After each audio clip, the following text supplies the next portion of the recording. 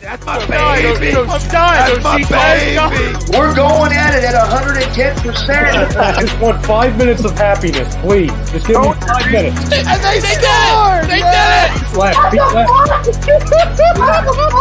What the hell was that? Oh yeah. What the fuck are you talking about?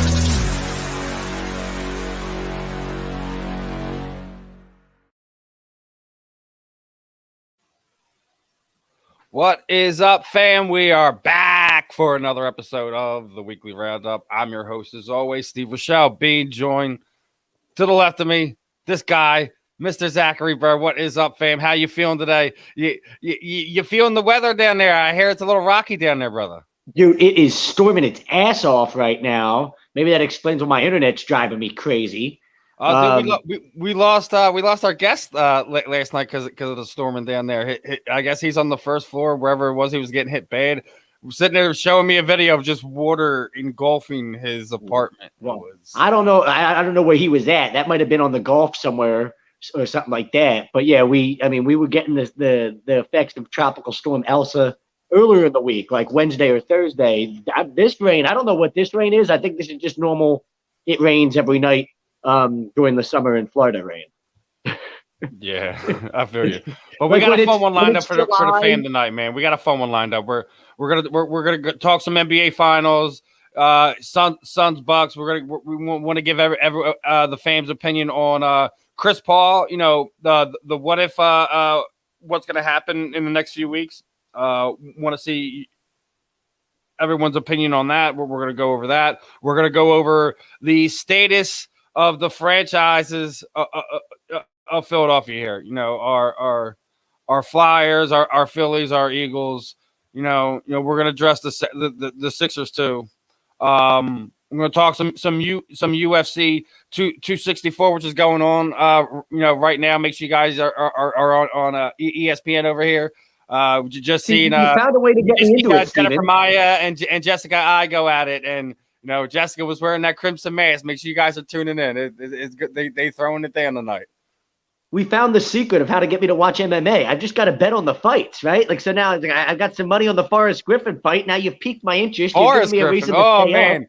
Forrest Griffin. I'm sorry. You hit me with Fred Barnett the other week. Forrest Griffin. I'm going to hit you with it this week. Now, Forrest Griffin is one of my guys. It's Max Payne Griffin that's fighting tonight. He slipped up like I slipped up last week. Max Payne. I mean, it's not a slip. It's barely a slip up considering, I don't even know who Max Griffin is until about 20 minutes ago when you told me to bet some money on him. So,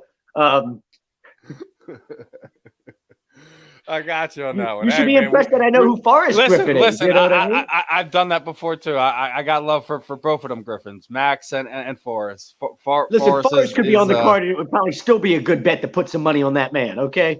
I wholeheartedly agree that dude. Who the hell is this guy? Who is this? Like, that's the current lightweight champion, Mr. Oliveira.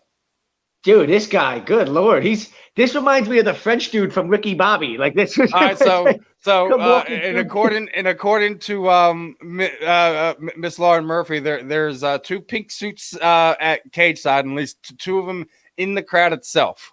So anyone that says guys don't like to wear pink or scared to wear pink, I think guys are smashing that mold in 2021 now.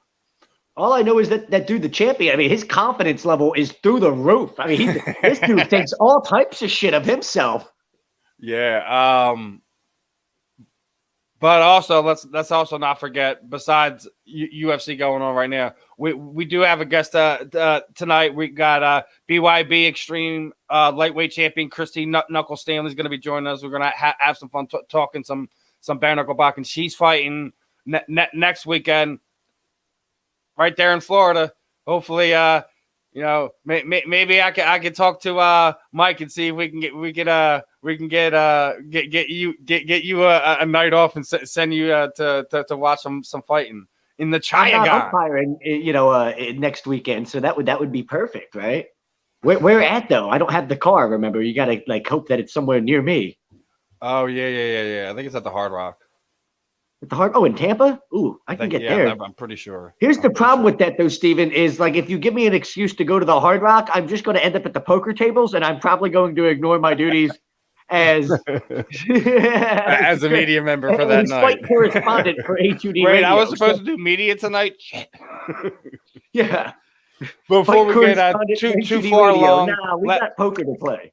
Before we get too far along, let's remind the fam who we're sponsored by tonight, and we know who it is. If you're looking to buy or sell a home, you're looking to change your career or brokerage, contact Alan Foy of Expo Realty LLC at 302-682-8820 or visit him at alanfoyexporealty.com. But as far as our poll question goes, what's up? That was Studley, my man. Oh man, here you go. I'm with you. Here you go. You killed it. Now, our poll question. I want to get the fans' thoughts. Me and Zach thought it needs to be discussed. That the Suns are already up 2-0. Chris Paul's playoff legacy has already been what it has been. He's cemented himself already.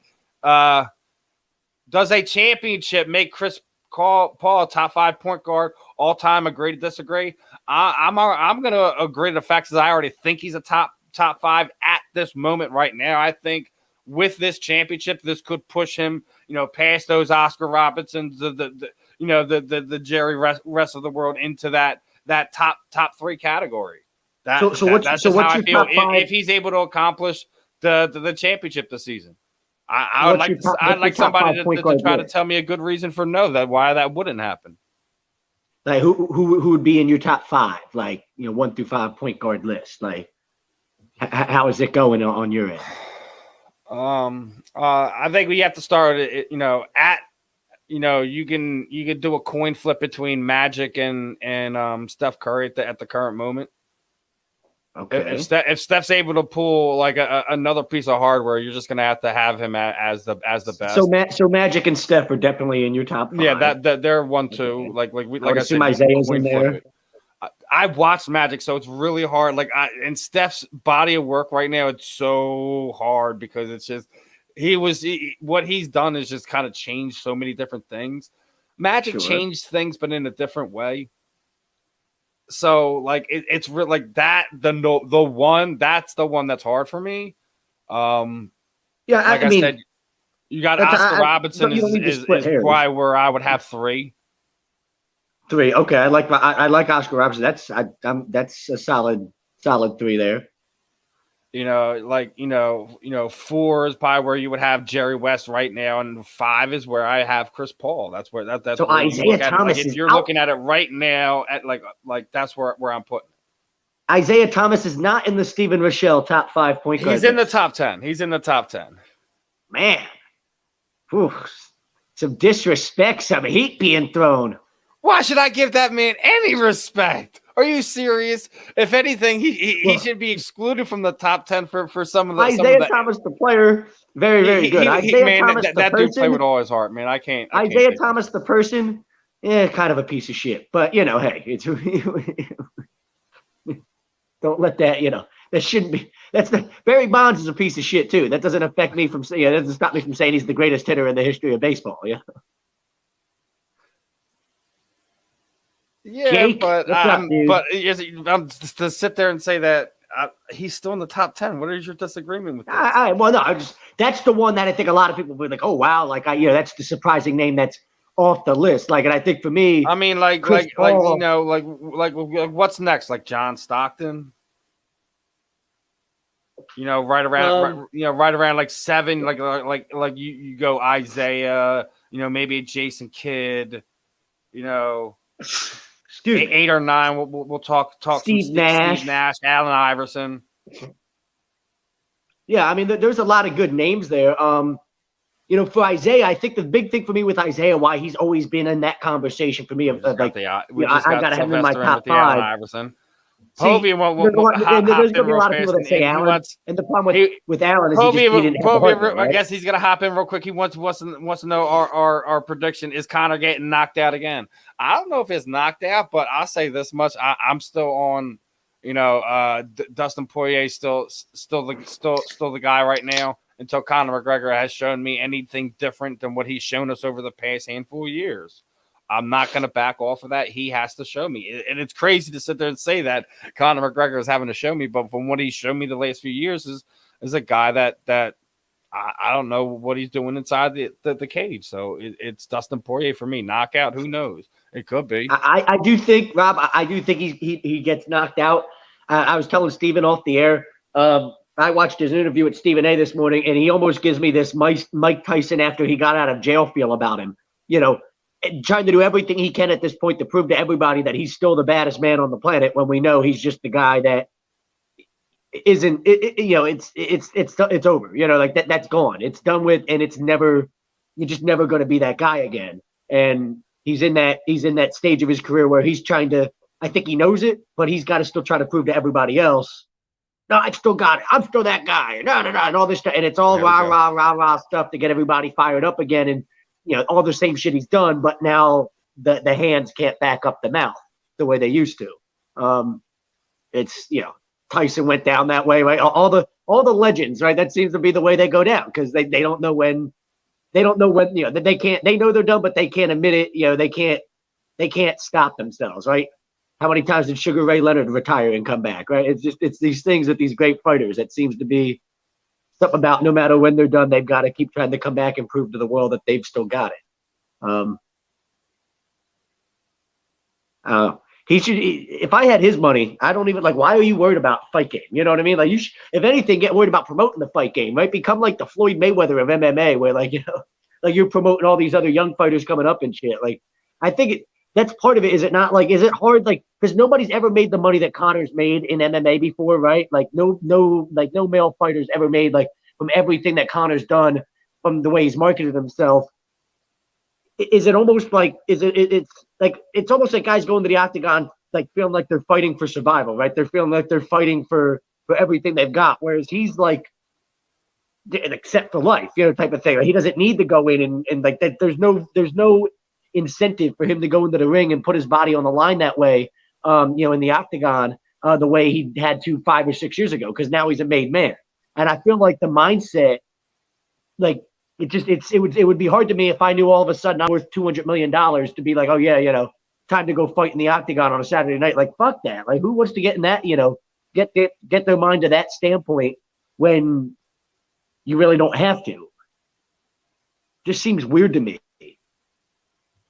And he's got the cauliflower ear going on. I don't know if you noticed that in the interview. The people are making note of that. He's been grappling all this time. It's just his background coming into combat sports was primarily striking and that karate style. So Conor realized that he isn't what he was. This fight is for a big paycheck because people won't want to see this fight. That's Rob's response. I think it's more about ego for him because again, it's not about he doesn't need a paycheck. He's got plenty of money, but you know what it is? He's got to have a third fight now. He's just got to. They had the first one 7 years ago, and then then he gets embarrassed by Poirier in the last one, and this just had to happen. Somebody like Conor McGregor cannot ride off into the sunset without a third fight here. Even if he gets his ass kicked again, it gives him almost a side door out to be hey, I'm done. I'm finished. But here's the thing. What is the point of this fight? It's not for a belt. This trilogy fight, fight is basically it's a payday fight. As Rob was sitting there saying, it's probably more for Dustin than Conor. Because Dustin's not marketing himself outside the octagon the way that Conor has for the past 5 years, right? Dustin Poirier is known as a great fighter. Can never have enough money, guys. Can never have enough money. No, well, sure. But in the fight game, you kind of can, right? It's almost daily again, if that incentive's not there to keep going out and kicking ass. That's the point. Big Greg says he's one of the greats with the chip. That's what I said. He's probably, you move him into that top 5 category with the championship. Yeah. That's where it would be at for me. Right now, he's on that bubble for me at 6 or probably 6 or 7. I'd have to probably go through a list. Here's this crazy thing that we also think maybe the the paradigm shifts a little bit more, like in this what if world, like what if CP3 was actually able to be traded and played with Kobe for a few years before he was able to hang it up. Exactly. Then you're talking about a dynasty and all different types of things, that could have gone down and changed that conversation. For me, that's why Isaiah's always got to be in my top 5, because he pplayed for a dynasty, right? He was a face of a dynasty. Those Bulls teams there, that late 80s Bulls, the bad boys, it's that's as annoying as they might have been as a basketball fan, like you were either a fan of them or you weren't type of thing. Like credit's got to go where it's got to, it's credit where it's due type of thing with that. Like you can't, I think it's really almost like impossible for a guy to be like a player of that caliber and then have the championship rings to go along with it and be a part of like, a dynasty, at that time at his era of basketball in his prime, and then not say that he's like, one of the greats. So like same reason Steph Curry for me at this moment is already in the top 5 point guard conversation. Like you were part of a dynasty. You changed the way the game's played in a lot of ways. You know what I mean? Yeah, everything about the game is being played from the perimeter now more so than ever because of Steph Curry. But if he didn't have championships, you know what I mean? You wouldn't make Rob brought up something. I heard about this not too long before we came on air. Acuna just fucking destroyed his knee. He's probably done for the year. So looks like a little hope for the Phils. The Braves losing one of their big pieces that down the stretch here, when the Phils arguably have a much friendlier second half of the schedule, right? I guess. We'll get into some of that part of that type stuff in a minute. None of this really matters unless like the Phillies find a way to play consistent baseball, which they haven't done at any point. Not even for a stretch here in the first half of the season. Like it's like, so I mean, if it hasn't happened in 3.5 months, what the fuck makes me think it's going to happen? Oh, all of a sudden we're going to find it. Oh, they finally are playing consistent baseball. What? Hey, you're the one that picked this team to go to the playoffs. Remember, I said they were just outside of it. So this is the Pirates are trying to do us some favors. You're gonna stick with what typically happens. Wouldn't you sit there and say that this is good for what you thought might be? Yeah, I mean, I don't know. The Braves they're kind of a weird case because like they've been struggling too. Like they haven't been playing good baseball. They haven't been consistent. They're not. The Mets are the ones that have been hot, and all of a sudden with their pitching and everything else have gotten really hot and have gone on that run. I don't know. We need DeGrom to blow his arm out or something. Like I need DeGrom to have a knee injury if we're really being serious, right? Like the Pirates are trying to do us some favors though. They beat the Mets earlier today, and they're trying to beat them tonight in a doubleheader. That would be nice. Yeah. A 2-for-1. Then you gain what? You'd gain pretty much 2 games on them, wouldn't you? Because we won the day. You gain a game and a half, I believe, on them. A whole game and a half in a day. It was like, yeah, it's. So I think we're all kind of in agreement. We feel CP3 is going to be one of these guys. This brings it all together, right? That if the Suns continue along this path, which I can't see how it goes more than 6 games and the Suns aren't the winner at this current rate. Do you see any way for the Bucks to kind of right this ship and turn this thing around? I mean, I think it could. I think it could end in 5, but I don't. I think the NBA will find some way to get it to 6. Like, I know that sounds, like, what do you mean? Like, yeah, we all know what I mean. Tim Donaghy, taught us all this a long time ago, right? Like, the phantom fails will just start coming. I thought in order for Milwaukee to get back in the series, like I thought like they had to win game 2. I said that was must win for them. If they go down 2-0, the series is over. They might be able to scratch and claw and do everything they can to stick around and survive, but it's over. Like they had to win game 2, then go back to Milwaukee and be like, okay, hey, like, it's a brand new series now, and maybe you can even, take control of this series. Damn, he's about to fuck him up, didn't he? Hey, it's over. He knocked him out. Giles just knocked him out. He almost finished him right at the end of that round. He had him in a guillotine. I thought. Right. I thought he lost the round as it was anyways, but it looked like he was starting to turn that corner a little bit. So, he's gone. Do you see him like talking to the trainer there, and his eyes are just like he's gone. I told you, man, it's a fun sport to watch, man. You think it goes one way, and next thing you know, you just move an inch the wrong way. Oh. Did like you slip the punch, but then you don't put your guard up. So that way you get what you get.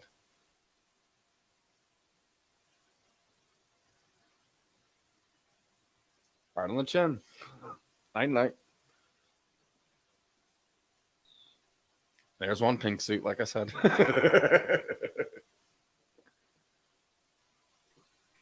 Yeah, he looks kind of like a fucking freak of nature type dude. Like, you know, where's this dude from? He's only a middleweight, 85 or so. You know, walks around anywhere. Yeah, but he's just 200 pounds to 205. He just seems like somebody that's like better than everybody else in that division by a lot type of thing. Like, and these are some of these young up and coming guys. That's why I like watching some of the preliminary fights, because these are the guys that in a year or two, or maybe even less, are the guys on the main card in the main event. Contenders, title fighters, etc. They got the NBA Finals commercial on right now. Devin Booker. Devin Booker's just a flat tomorrow out night, 8 p.m. Game 3. I mean, are they going to be able to pull one back here, Game 3, or I think the game Milwaukee that they steal is 4 to push it to 5? I think Milwaukee probably wins Game 3, and then it's a good chance that it ends in 5. But maybe they could win 3 and steal 5 as well, and and then it gets to 6 and Phoenix wins. But yeah, I mean, this could be the only game of the series Milwaukee wins. I don't see the way that backcourt's playing right now between Book and CP3. Like, what do you? Sure, but Middleton and Holiday haven't played well for Milwaukee either, right? So, I mean, I don't know. When do NBA Finals ever like? Wasn't there a sweep last year? Didn't the Lakers sweep the Heat? Like that's like the NBA don't want that 2 years in a row. You know what I mean? Like. But I don't know. That's Devin Booker. How about starting? He started 2 for 10 though in Game 2 and then finished. What's up, Eagles Uncensored? Appreciate the love, guy. He was 12 of 25 altogether. So after starting 2 of 10, he was 10 of 15 to finish. Now, like that dude, like he just keeps firing it. You know what I mean? Like I know people rip Stephen A when they said he's like the next Kobe, but like that's Kobe, like that's Mamba mentality stuff right there. I'd be like. He never gets down, never discouraged by any of it. He's just going to keep firing, shot himself out of a funk and was red hot by the fourth quarter. And then he even mentioned, like the conversations he had with Kobe over the past couple years and the things that he thought Kobe would say to him, if he was here right now. Like you could tell the influence Kobe's had on him. And he does look like his game is very much like, it's got that type of aggressiveness to it. He's got that killer instinct about him. And I think playing with Chris Paul has like brought out the absolute best in him because he's realized, like Chris Paul's going to hold him to the highest standard. And you're seeing him being like, he's reaching that max potential right before our eyes. They said that he's got. I love the tweet the UFC just put up there from Bullah Muhammad. Can't play with your hands down in the danger zone as they're showing the replay. Absolutely agree.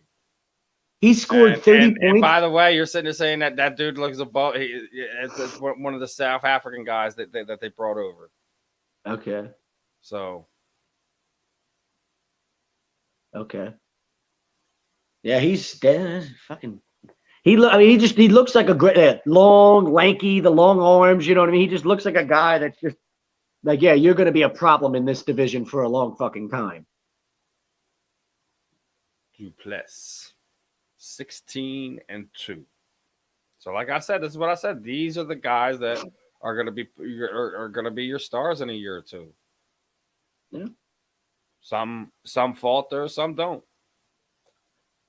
But on that note, no, we want to switch gears from basketball. Talk some Philly sports here. Obviously, a lot of things going on right now. The Phillies are hot and cold and up and down and completely terrible 1 minute, and the next minute they look like they have it all together. Then you just and it's one of the things that I talked about going into it. I just kind of really didn't feel like this team was ready to be in that playoff push that a lot of people kind of felt like they did. Some people are just like, hey, they're an arm away. Well, we're more than an arm away with this team, and that's kind of the discussion I want to have with the fan tonight. Is where do you think some of these teams are? You know, are the Phillies in a buyer's market right now during the trade deadline? Are they in a retool mode? Should they blow it up? What are the Eagles going through right now? Obviously, there's a lot of questions. People are sitting there saying Jalen Hurts, isn't a QB1, doesn't have a quarterback arm.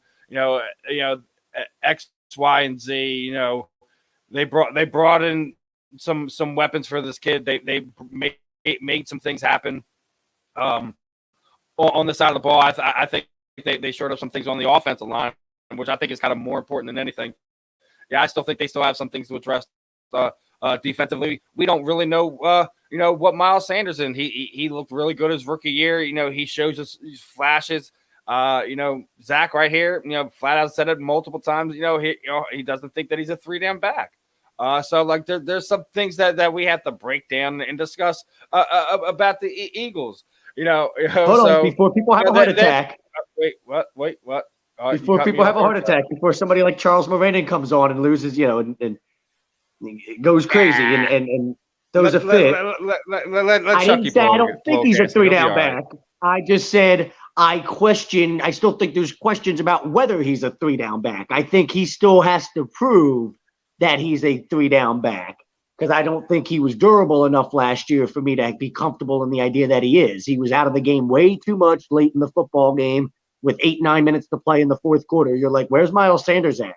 Why is Boston Scott carrying the ball? Why is Boston Scott doing everything out of the backfield? Right? Got questions about it.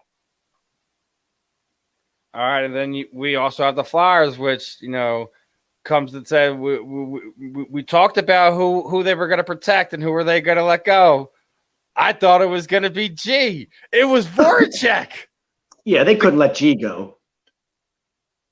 So and it's kind of the year that he had, and obviously if he's not picked up in the expansion draft, that they'll probably look to move on. And questions of where where the Flyers are, how close are they to ascending to a legitimate contender, perennial playoff contender? Are they in retool mode, or should they blow it up? What are some of the fans' thoughts? 6 years. So me and Zach are gonna give our thoughts on some of this.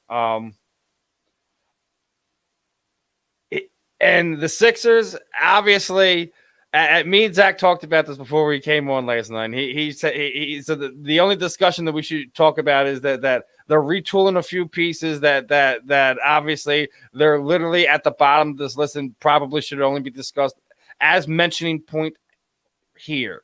Anyone else has anything else to say that they're going to get a silver tongue from Mr. Burr? Well, no, I think my point with that is like we look at we look at the Phillies, the Flyers, and the Eagles right now. And you're like, good Lord, everything. There's a mess with them right now. Like there's just a lot going on with them. You're like, they're a mess. We wouldn't say the Sixers are a mess. We don't think the Sixers are poorly run or anything. We just like have a problem with one particular guy at the moment, Mr. Ben Simmons, right? But like, we're not a bad basketball team. We're not like poorly ran or anything. We've got a guy in Daryl Morey who's probably the best GM by far in this city at the moment. Like the idea of if we move on from Simmons, I expect the basketball team to get better, and we're in a better spot than we were, before this. So I just didn't want them involved in the conversation as far as like, they're the only positive like team really to talk about in this city right now. Like, you know what I mean? Like everything. Well, I would have to say they're the consistent one as far as what they've given us over the past 5 years, right? You would wish if you could have all the three other teams in the city, the Phillies, the Flyers, and the Eagles have the same, like if you had the same confidence in their front office as we did in the Sixers, you know what I mean? Like I think do we have confidence? All right. Well, let me ask you this question then before we move on from the Sixers and just completely. But do you have 100% faith that they'll be able to do something with the Ben Simmons situation as far as a legitimate trade, and that's the Dame Dillard trade.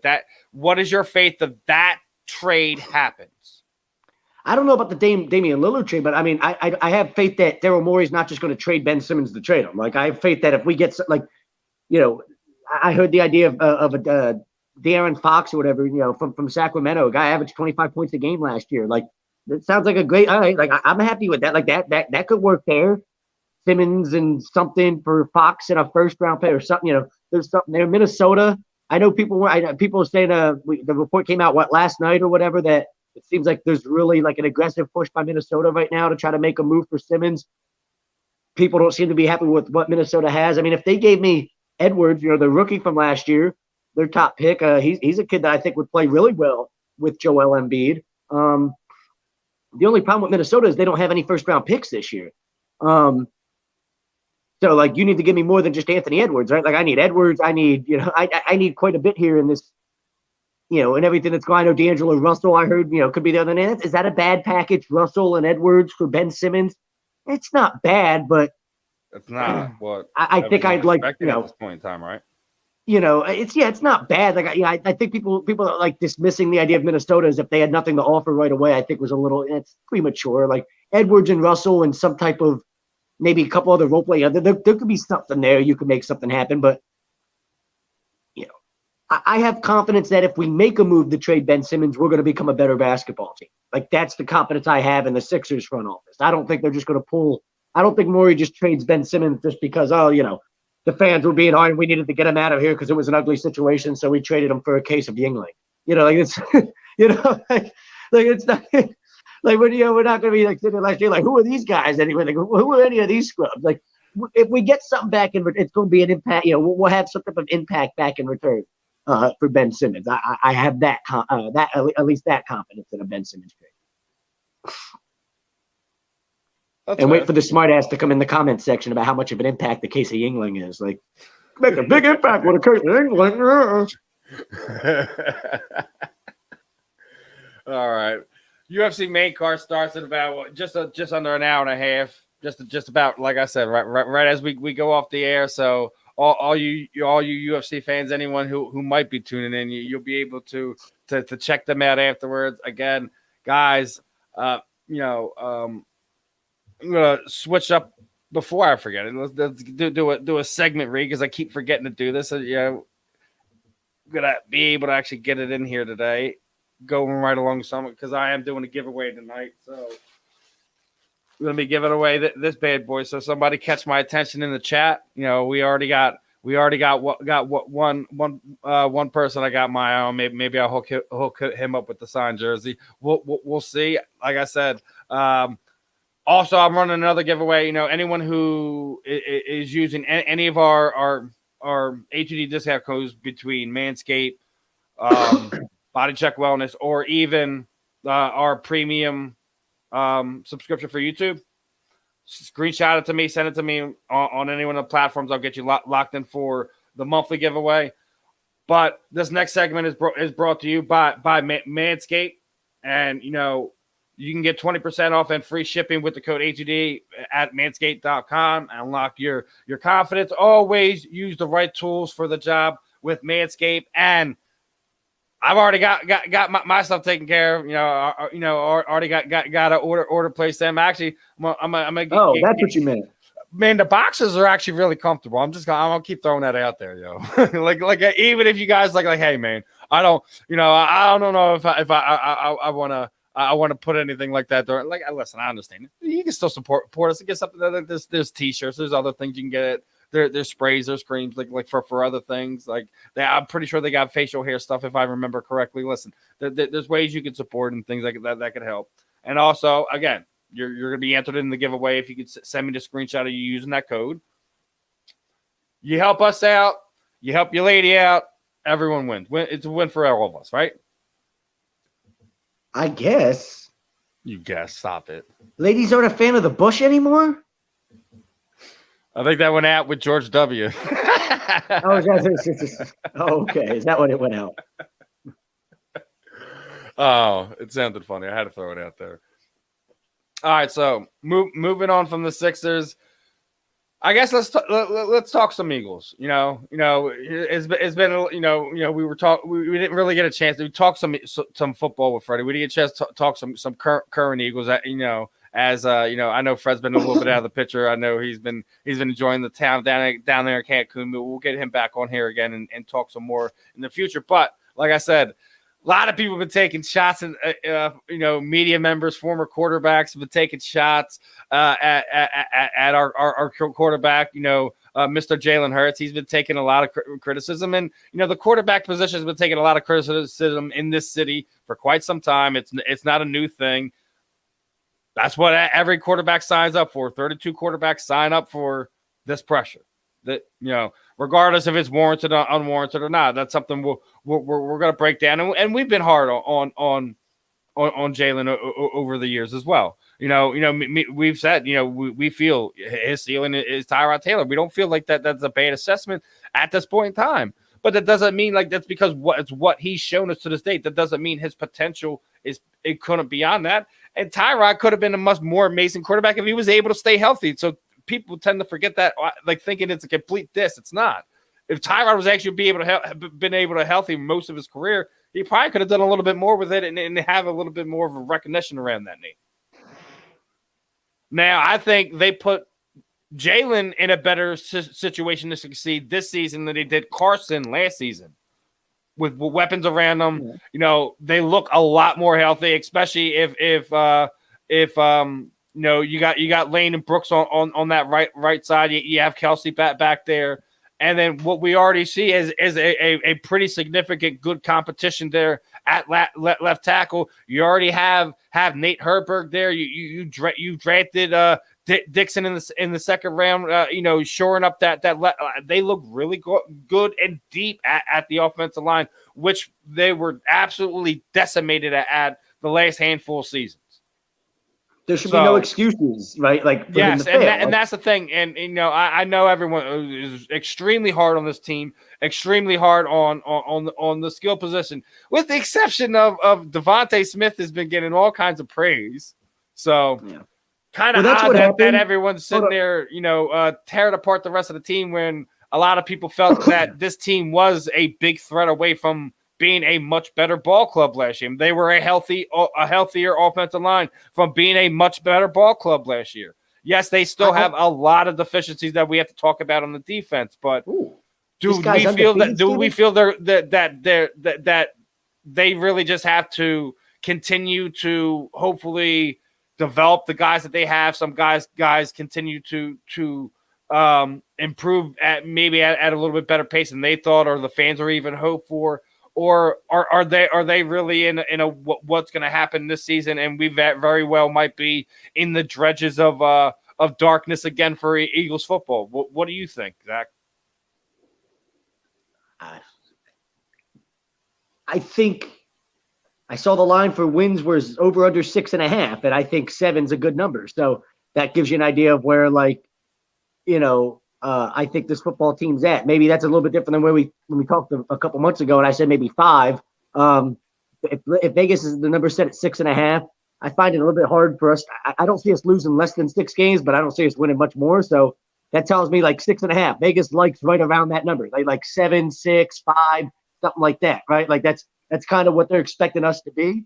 If we're a 7-win football team on paper, I think I think people are going to take that the wrong way, but I don't think that's on paper a bad thing. That's in a lot of ways could be a pretty successful season because you've got a lot of young players that you're talking about maybe taking the steps forward, and you see some promise in some of that. And then 2022 is when you hope to take the next step. Year 2 under this new regime, new coaching staff, all that.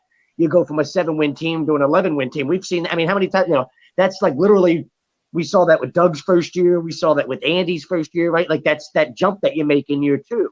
I don't think 7 games would necessarily be a bad number. And I think that's the other thing that people also tend to forget. You're also completely torn apart the whole coaching staff and the culture and that. And so you have to kind of rebuild that whole thing that it took Doug a few years to get there. So rookie coaches don't come in with this type of roster and all of a sudden, you know what I mean? You come in and you build something, right? It's and that's what they're trying to do here. We're trying to get younger in certain areas, we're trying to let some of these veterans, I guess, ride off into the sunset the way they would like guys like Kelsey go out on their own terms and stuff like that, which is fine. But we also have guys there. It's like, hey, like if you get hurt again and you're banged up, like that's why Landon Dickerson's a guy that can play 3 different positions on my offensive line, right? Like he could slide over and play center if I need him to, a lot of different things there. So, you're starting to kind of build depth in areas where you needed it.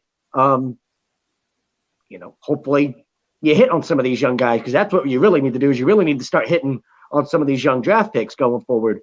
Jalen, I've said enough about Jalen. Yeah, I mean, I think before like anybody else, like, I mean, you remember me the first time I said he reminded me of Tyrod Taylor. I mean, it was like way back before most people, I think anybody else was really saying it. Like, yeah, but here's the thing. Really, I don't get why everyone feels like that's a disrespect towards him. I know, because everybody wants him to be Russell Wilson, but here's the thing that worries me. Not everyone can be Russell Wilson. Yeah, that's exactly. A special dude. Exactly. People need to stop that.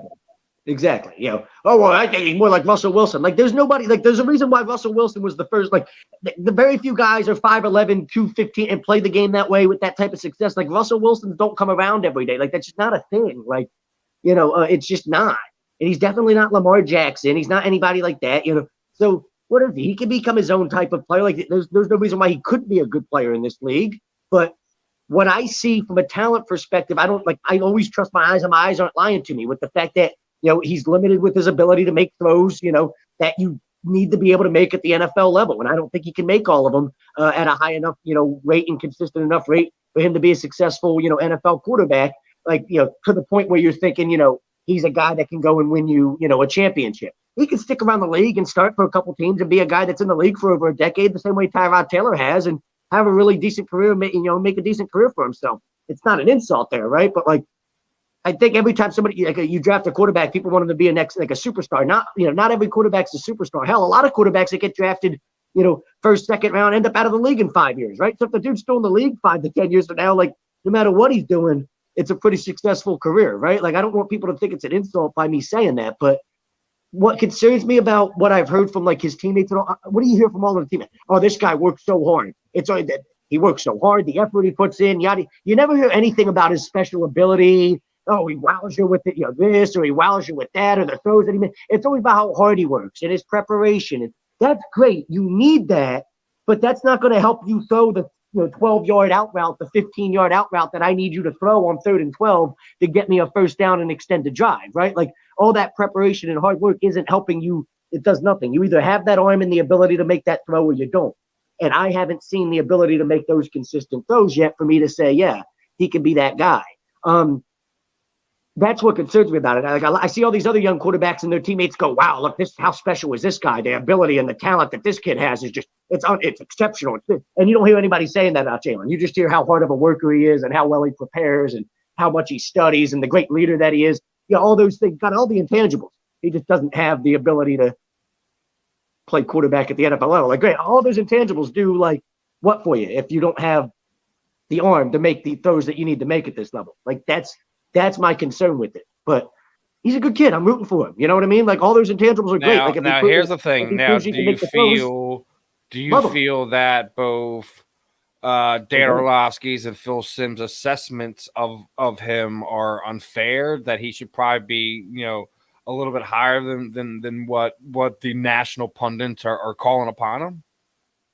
I mean, I don't, he didn't make Chris Sims' top 40 list. Okay, whoop-de-doo. I mean, people are acting like he's like that's an insult. Like, okay, like, where did you want him to put him? 28th? I mean, like, would that make you feel better if he was 30th? Like, I don't understand. Like, you know what I'm saying? Like, oh, it's insulting because he wasn't in the top 40. Like, well, what did he do last year to prove he's in the top? Did he even play enough snaps to be in the top 40? Like, I mean, I guess we had some rookie quarterbacks or whatever on the list, but that's not, to me, people put too much fucking stock into those lists, but I don't think it's that much. Like, people are acting like it's a slap in the face. I don't really think, like, I kind of chuckled at it. I was like, yeah, I mean, like, when you watch the kid play, you completed 52% of your passes and had a 1-3 record, and this dude's getting fucked up.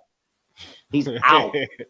This is what you get for playing footsies. All right, Hall is an absolute leg lock specialist. He gets your leg. It's either snap or tap with him, okay?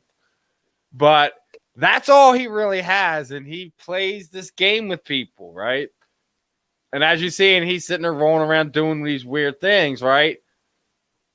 And he's trying to get to the leg here, and then you get cracked, and then you get here, and then it's over.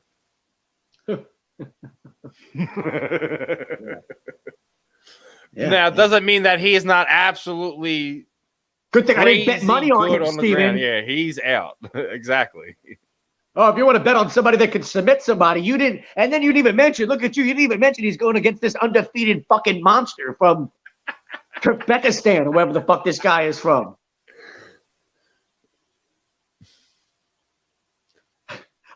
I know I saw his flag and I was like, I don't know. I was like, I don't even know what country that is, but this guy looks like a killer. Like he looks like he was born to do this. Like, holy shit.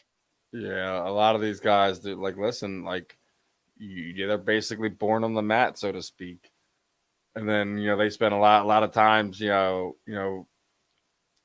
between like anywhere from 8 to 9, they kind of just go full in. Like I said, that's why I'm glad I get my kids anywhere. Like even if they never ever step foot in the cage, like just the simple fact that you're more than capable to be able to control a situation, defend yourself, and subdue somebody if necessary.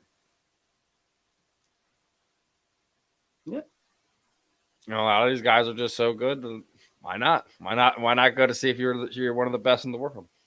Nothing's more impressive than when some big dude tries to fight you and you just put him to sleep with a sleeper hold, like well executed, just night. The best is when you get the guy that just want to try to push you and bully you around, and you have person who's a grappler like that. Like you arm bar right to the ground. You break their arm. They come and try to go and they're gonna slam you, take you down. You wind up getting them in the guillotine and just. No, do the whole John Jones Leo Machida thing where they just go limp and fall to the ground. It's a whole lot better than throwing your hand sometimes. It seriously is. You get in a whole lot less trouble if the cops come too. Like, no, I didn't hit him. He was trying to hit me. I know jiu-jitsu. I just put him in, I put him in the guillotine, put him to sleep until you guys got here. Yo, anybody with a chest tattoo like that is not anybody to get in an octagon with. They're like, yo, I forfeit. Like, holy shit. If that's the case, I mean, you would have ran from Conor McGregor's tattoo on his chest. Well, initially you were like, no, goddamn, this mother is a badass motherfucker. But then Oh man. All right, now the next half of the Eagles point, obviously. The other question is Miles. They brought in more than a handful of guys signed in camp to. If he's not the guy, we're going to find out real soon. But also, you have to question, like even within that question about Jalen is Nick Sirianni's offense going to be works with the current talent that they have on the roster, and from what everyone is telling, and everyone outside of that, it's kind of an offense that was already kind of tailor made for a guy like Jalen and who we already have on the team. I think the other thing is that we're really not talking about the guy that really, like, outside of Miles, like if Jalen Reagor steps up, it really makes this team a whole lot more dynamic than a lot of people think. Absolutely. Yeah. I mean, that's a guy that, and that's, people love doing this in this city. And that's why I've refused. I think you've seen me on the show. I'll be hard on Jalen Reagor, but I'm not going to be completely dismissive of him. Like, there's a reason why this team. Oh, your boy's back. Your boy's back. I knew he's back.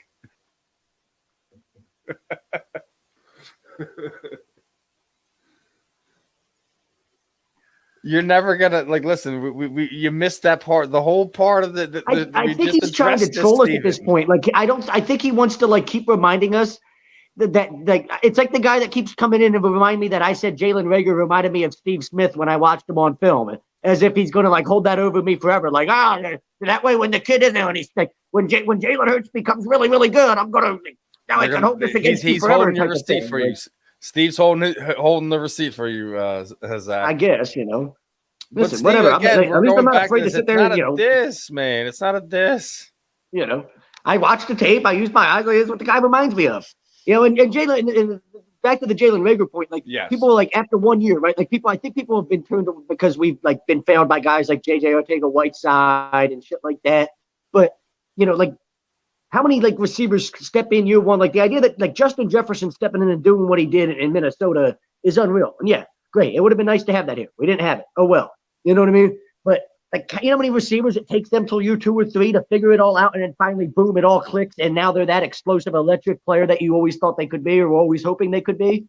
You know what I mean? This idea that, you know, he stinks and that we just, another miss there. Like, we don't know that yet. Like, I know he had some ugly moments his rookie year. He also had, you know, a couple electric moments, right? And, you know, people get, I think, too caught up in the shit he's saying on social media and all that. I don't pay attention to any of that nonsense. I don't give a damn. You know, I get it. These guys have fragile egos sometimes and all that. It is what it is. But I'm not like, you know what? I've got receipts too, and I've got receipts of all these people that have given up on Jalen Rager and have like, been trying to run him out of town since, you know, draft day last year for when he actually becomes, you know, or if he becomes a decent player in the system, he can be like, listen, this is why we need to relax. When Carson goes and be successful there in Indianapolis, we got receipts for everything too. You know, because it's like, you know, I don't know what it is. It's kind of weird. Like, why would you root against? Jalen Rager stinks. Like, okay, maybe he does, but like, why are you rooting against the kid to the point where I just think it's because of, you know, the like how he brushes this fan base. He just kind of rubs them the wrong way. Like all right, like how we were talking to Freddie and how, you know, everyone just kind of loves that guy just because he was always there. He was always working hard, and you never see him quit on a play on the field, whatever. So, and I guess we've just got accustomed to those guys, so that's what we expect out of every single one of our players. And I don't think that's wrong to think that of our guys. Fuck that. You know why? Because people want to sit here and be like, oh, look how fragile his ego is because he can't stop defending himself on social media. How fragile is your ego that you're getting butthurt as a grown-ass man over a dude that's on social media? Like, you know, there's well, I mean, if I want to talk about butthurt, you heard it on both sides to me. You heard they had a call in Brian Westbrook and Jeremiah Trotter because he canceled a public signing, right? He just canceled a public signing for September 4th. Okay, great. So, like, again, no, I don't get bent out of shape about that. I think it says more about these fans. Like, when people are like, well, doesn't that bother you? Like, no. Like, why does that bother you? Like, I'm a grown man with bills to pay and shit. I'm not worried about what this kid's saying on social media. I don't give a damn.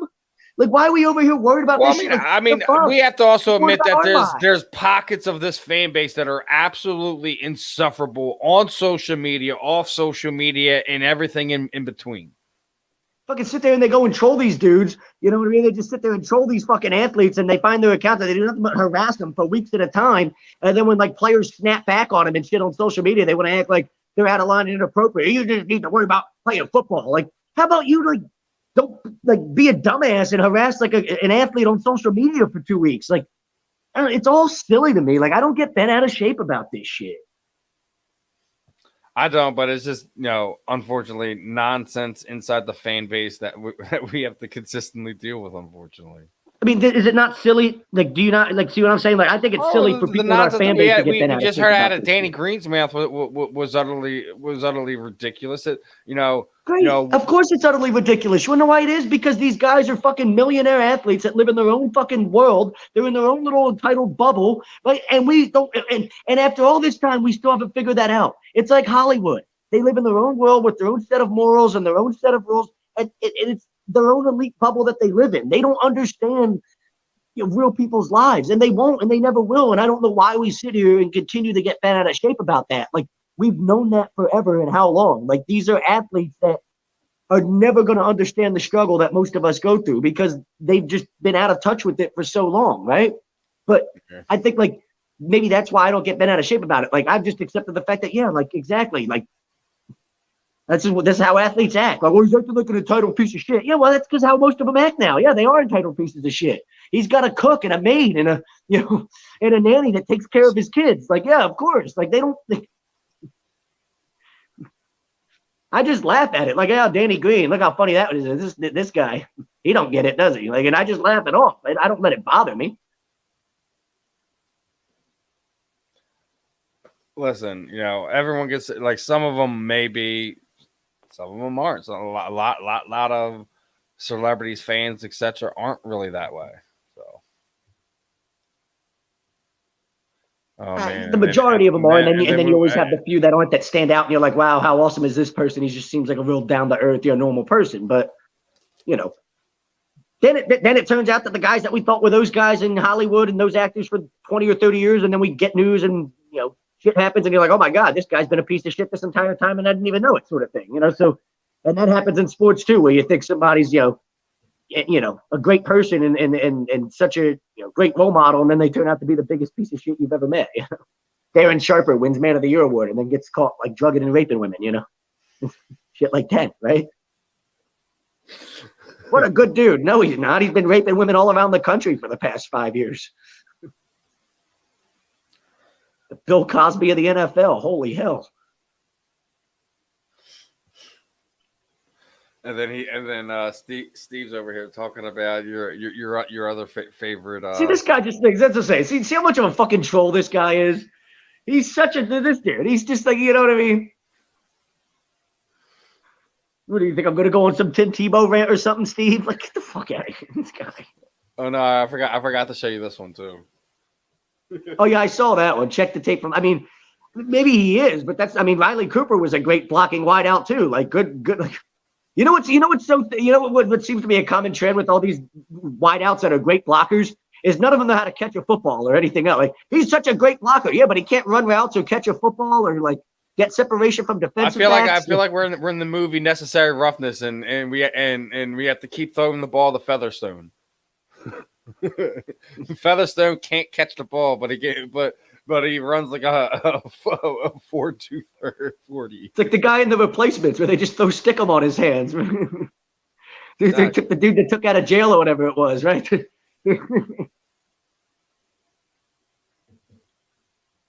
What about Hines Ward? I didn't say all. Hines Ward could catch though. Hines Ward was an all-around receiver, right? Like, we didn't just say, oh, Hines Ward's a great blocking wide receiver. He was a great blocking wide receiver, but he also did everything. Like, we always talked about Hines Ward as one of the best all-around wide receivers in football. You didn't watch Hines Ward tape and go, the first thing you said about Hines Ward when you watched his tape wasn't, oh, look how good of a blocker this guy is, right? You said, wow, look at all the shit this guy could do on a football field. Yeah, blocking stood out. He could run routes, he could catch, he could get separation. He understood how to, use his feet on the sideline really beautifully. Understand how to play within a system better probably than, almost any receiver that, ever comes through a system. He's a special player, right? Very few receivers are of that type. Right. Like, most elite. Here's a funny thing about receivers, but most elite receivers are good at blocking. Like, right? Like, you're not an elite receiver without being a good blocker. Like, Larry Fitzgerald's a great blocker, but you don't like watch the tape of those guys and be like, oh, look how good of a block. Like, that's not what stands out to you, but that's what makes them an elite receiver, is that they can block, they can do everything, right? But anytime somebody says, oh, he's our best blocker, I don't care. If you're telling me, like, if that's why he needs to be on the roster is because JJ Arcega-Whiteside's our best blocker and he mauls defensive, like, great. I don't, like, who cares? I bet you Devontae Smith can be a decent blocker. Travis Fulgham was a decent blocker, and he made more plays in 4 weeks than JJ Arcega-Whiteside has in 2.5 years. Now, is he a guy you expect to make this team and make a difference this season? Is he going to take snaps from Greg Ward? Is Greg Ward a guy that might be out the season?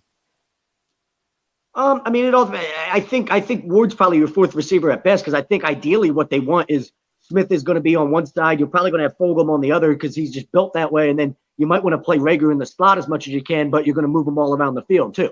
Have him start in the slot, kick him outside, bring him back into the backfield, do a lot of different things with him and try to be as, versatile and creative as you can with him, which is, I think, what we've talked about, right? Like, that's what he's supposed to be. Like, find different ways to get the ball in his hands in open space. And that's what the NFL is about a lot now with these elite athletes, right? Like, you don't have to just have a guy that lines up outside as a receiver. Like, a guy like that can line up in the backfield. He can line up in the slot. He can line up out wide. He can do a lot of different come in motion and do different things for you. And you find different ways to get the ball in his hands. And we saw that last year. He took a reverse to the house, right? He took the punt to the house. He can do different things.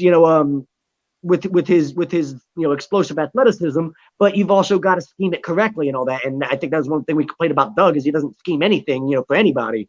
Jalen Rager, like he's just not playing well. Like, yeah, because you lined him up outside and wanted him to be an X receiver and beat a defensive back. Like that's not, like you can't just expect that to be the case. Like you've got to find different ways to scheme your guys into positions, in an offensive system that helps them be the best player they can be. And I think that's part of why they hired Sirianni. When you watched him last year in Indy, at least one thing you can say about Indy's offense is like there was a lot of that, right? Like guys, the running backs out of the backfield, guys like Naeem Hines and Hines and guys like that. They used them effectively out of the backfield as a receiver. Something you want to do with Miles Sanders, right? So you're like, okay, we saw what they did in the with their running backs, as receivers in Indy. Hopefully, you get that out of Miles Sanders here. You saw them, crossing patterns and different things like that. It seemed like an offense that, like, for Jalen Hurts, like, if they're going to run a similar idea or similar system to what was being run in Indy, I can see why you like it. You're not asking them to do too much, right? You're not asking them to throw 20-yard, post routes and 15-yard out routes. He can hit Devontae Smith on a 7-yard, crossing route across the field and you try to keep it as simple as possible for a young quarterback, which is good. That's what you want to do with a young quarterback. But I'm not expecting us to, like, it's not like we're going to be Sean McVay with the first year with the Rams or something, and all of a sudden you go out and win 12. Like that's just, I don't know what people think is going to happen with this. Like I want to see progress from day one of the year. When we see these guys in training camp and the preseason, and then from the start of the regular season throughout the year. I just want to see progress. I want to see the team how the defense plays too. Like we've been, we spent a good amount of time talking about the offense. Okay, the offense, but the defense wasn't able to stop anybody last year. It's amazing because you've had your few bright spots where Alex Singletary, Godford, CFL guy who was seen significant playing time. BG was being BG, and despite everything, Darius Slay was still one of the top 10 corners in the league. We gave up big plays at the wrong times, which seemed to be an MO that seemed to just be a thing under Jim Schwartz. The defense wasn't bad overall, but it's 3rd and 11, and somehow we give up a first down. And it just seemed to happen way too often on a consistent basis. And it was, backbreaking plays like that. Like that's like really what the NFL is about, right? Like, great. Like overall, we were a top 15 defense or whatever. But when you can't get off the field on 3rd down and in those key situations, your defense is going to, look a lot worse than it really is. Well, that's the first one. I think we all might agree with your comment there, Stephen. It should and is stabilized as long as right? Kelsey, BB and Lane are good. Then that line is absolutely stabilized, and they are a young offense who should have their moments. But we'll see. We'll see what Jalen Hurts can do. We'll see what these young receivers can do. We'll see what this running back will do. We'll see what's going to happen to the tight end situation too. I still think Zach Ertz gets traded at some point. He's probably maybe before you get to the preseason or whatever. Yeah, something will happen. I don't think it'll be anything worth noting. I think if we see like one of these guys that maybe is a starter that it isn't really kind of panning out the way we wanted to, that he'll get moved in that sense, and we'll it'll be a guy for a guy in some late pick. Yeah, it could be. Yeah, the other guy we're not talking about in this is that Brian Johnson or whatever his name is, the guy they brought in from the University of Florida that's apparently known Jalen Hurts since he was like 4 years old or whatever. That could be a good or bad thing, can it? Like, you know what I mean? Like, I don't know what to make of it. Like in some ways, I don't want it to be like a Ben Simmons situation where they say, where they're saying Ben Simmons. I think it works on both ways. Like for him to have somebody that he could probably confide in, and also for the coaching staff to kind of have somebody to like if who knows Jalen and his tendencies and things like that. So like somebody who can kind of pick on things if he's not picking up something. Like, hey, like how did you get him to do this? You know what I mean? Like you and but if you need him, but if you need him there to figure out, I think that's an invaluable tool.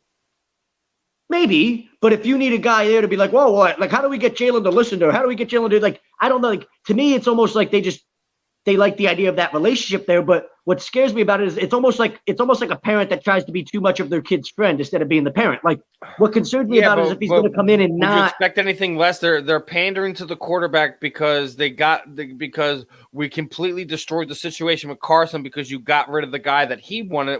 Like that was his confidant.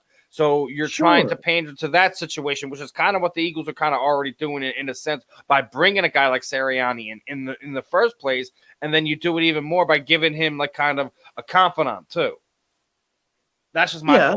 But I don't want him to be coddled, and like that would be like my concern is like they're bringing in somebody. Oh well, like because he knows how to communicate with you. Well, what does that mean? Like that to me tells me like Ben Simmons surrounded himself with family, and then we saw what happened. Nobody rode his ass, and nobody punched him in the mouth when he needed it, and we get a guy that's a coddled superstar.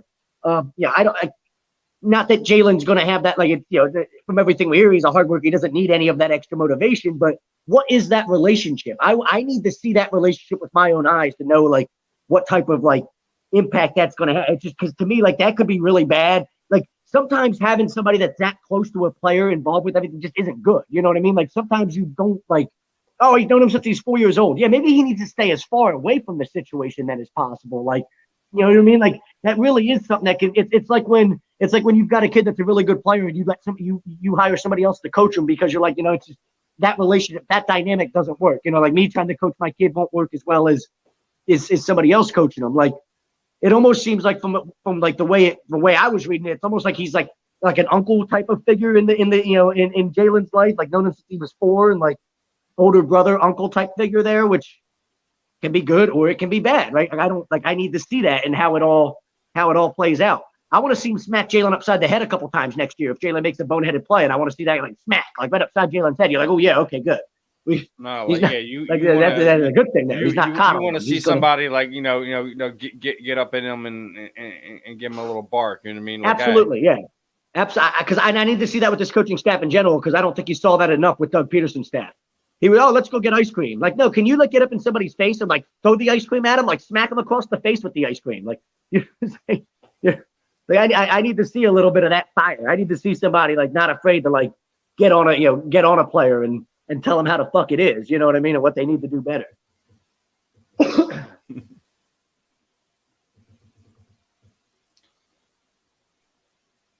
But yeah, now we got Nico Price and Michael Pereira going at it. It was weird. Like they were fighting, and then there was like the whole thing paused. I don't know what happened. And it just came back like about a minute and a half ago. The stream got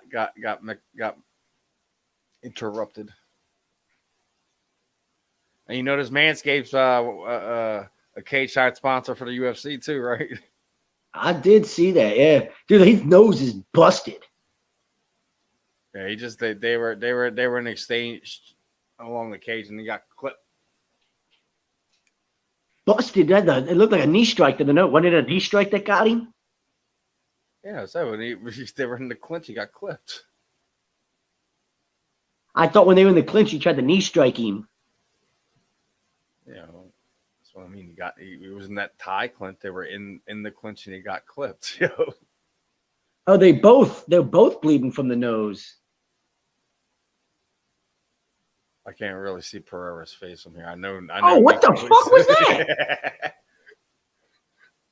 Pereira went for a crazy ass kick, yo.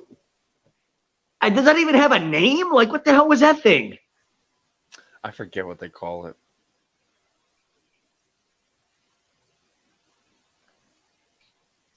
Dude, it is downpouring outside my house. Like, just absolutely fucking pouring. Well, at least you're clear this time and not like all like how you were earlier.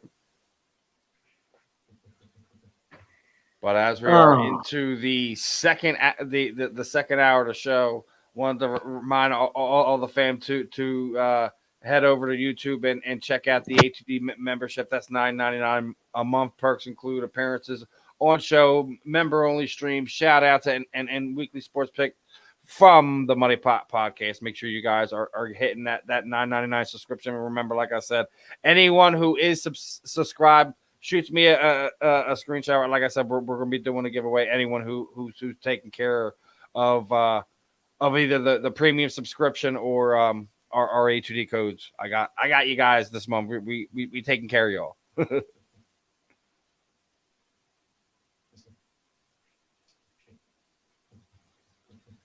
Now Trying to find the score of the Reds Brewers game. Now that goes to say we talked it now. What are you, so we're in the wait and see status for the Eagles, or we're just kind of in limbo?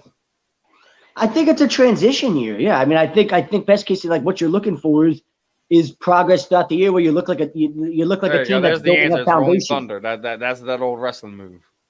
Is that what that's called? Yeah. Okay. Yeah, I think you're trying to build a foundation going forward. I think that's, I mean, and isn't that the point of any new regime in year one, when you bring in a whole entire new coaching staff and kind of like the whole thing is new? You're trying to build a foundation. I think that's what we're trying to do here. You want to try to establish some sort of foundation for what you want your identity to be going forward. And then next year, 2022. Pereira. You see that one? I didn't. I turned it off. I'm trying to find the score of the Reds Brewers game. He just did like a backflip in the freaking mount. He's got Pearson. He's trying to work for freaking Kimura right now.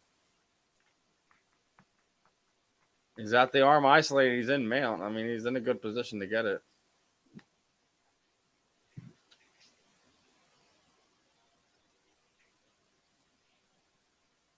But Nico Price is still fighting it off. He's trying to work for it again. What are they in, round 3 now? 2. Round 2? Oh, okay. Too high, you get caught in head and arm triangle too. See how this? He's losing the arm control again, but yeah, I only see Nico bleeding. I don't see anything from Pereira there. It looked like he was bleeding down his bottom lip. It was dripping into his beard. He's got a high full man. He's in bad spot there. And he gives up his back. Let's see what happens here.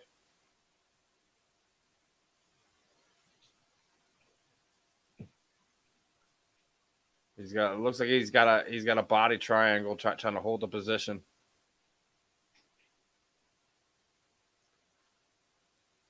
And he works back to full mount here.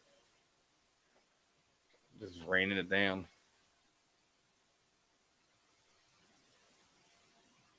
It's so bad when you have a guy that strong on top. You raining down. Did he get it? No, right back into it.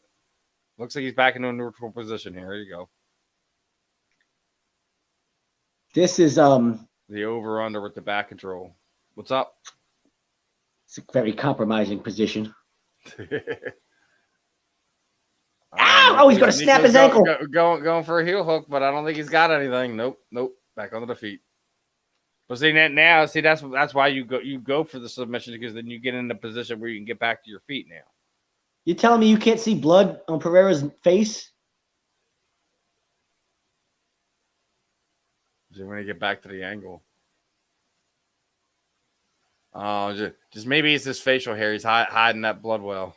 Yeah, it looks like it's dripping into his beard and his mustache and shit. Yeah. Oh! It looked like he hurt him with a left. Smacked his head off the cage with that left hand. I don't think Nico got him clean on that one. We'll see. See another angle, maybe in between rounds.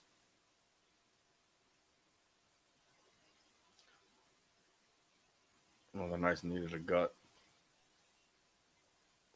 All right, now we talked some Eagles. We talked the Sixers out of it. What about the Flyers? You know, like we were talking about. Voracek's looks like he's on his way out of town. Yeah, I mean, they're even worse than the Eagles at drafting. I would think he'd have to be one of Seattle's early picks. You know what I mean? He's not going to make it long in that draft. Yeah, I would assume so. Yeah, right. I mean, did you hear any other big name like Voracek hit the the expansion draft line? No, I mean he would be one of the better players that it seems like would hit the expansion draft line. I know Tampa's got a lot of players, and they're going to have to somebody from Tampa is going to be available just because and they've got a lot of good players. You probably get a good player from Tampa that's available. I haven't seen who exactly they would leave unprotected, but Tampa's got to get back. Tampa's $18 million over the cap, and they've got to get back down under that somehow. So, my boy G. Wilson in the house, and he's calling it Conor McGregor. Calling it. All right, G-Dub. We'll see. Okay. Convince me, Greg Wilson. Why? See, I don't need I hope. Convince me. Why should I bet on Conor McGregor tonight? And that's what you were sitting there saying to me right before we came on with Jessica. I already said it didn't look good. We can hope for it. See, Jesse, when you throw the word hope into it, especially into a fight, you ain't that confident. Big Tom's in the house. What's up, Tom? Now, anytime somebody's trying to convince you that I'm still the baddest man, no, you're not. Who are you? You trying to convince yourself? Why are you sitting here? Who are you trying to convince right now? What are we doing in this interview right now? I'm still that guy. I'm back to the man I used to be. No, you're not. Conor, stop it. I was too nice in the second fight. I was too nice in the build up to it. So is that why you did that little girly kick that you did in the press conference of fight number 3? Dana White even was laughing. He thought you were so fucking. He's like, what the hell? What is going on? Conor, Dana White's cracking up because McGregor's being a dipshit as they do the weigh-in and shit. All right, Jesse's back here with I guess popping with what we were talking about. The Flyers have more young talent than the Eagles do. In his opinion, feel that need to let go of the 2000 core. I agree. Let them leave. Trade Cooch, dump JVR, Jake. Well, Jake's gone. It doesn't matter. I agree with Mr. Burr that he's gonna go fairly early in that expansion draft. Well, it doesn't make any sense about that. They're gonna keep Giroux. I agree. They'll probably keep him for veteran depth. You could try to trade Giroux and maybe see what you get back from it. You know what I mean? That's the one thing that doesn't make sense with me with Voracek is that I don't know. I don't know about that one. They weren't going to let Giroux go in the expansion draft just out of respect sort of thing because of what he is for the franchise. But if you traded him and got a lot back in return, you can spin it and be hey, how can you pass down that type of deal sort of thing? You know what I mean? As much as I like JVR, he's a piece that the prize should go. I don't know if you let Couturier go. I don't know. I think Coots is maybe one of those guys that stays. You got to protect your McNuggets, Steven. He got kicked right in the McNuggets. Yep. Sucks.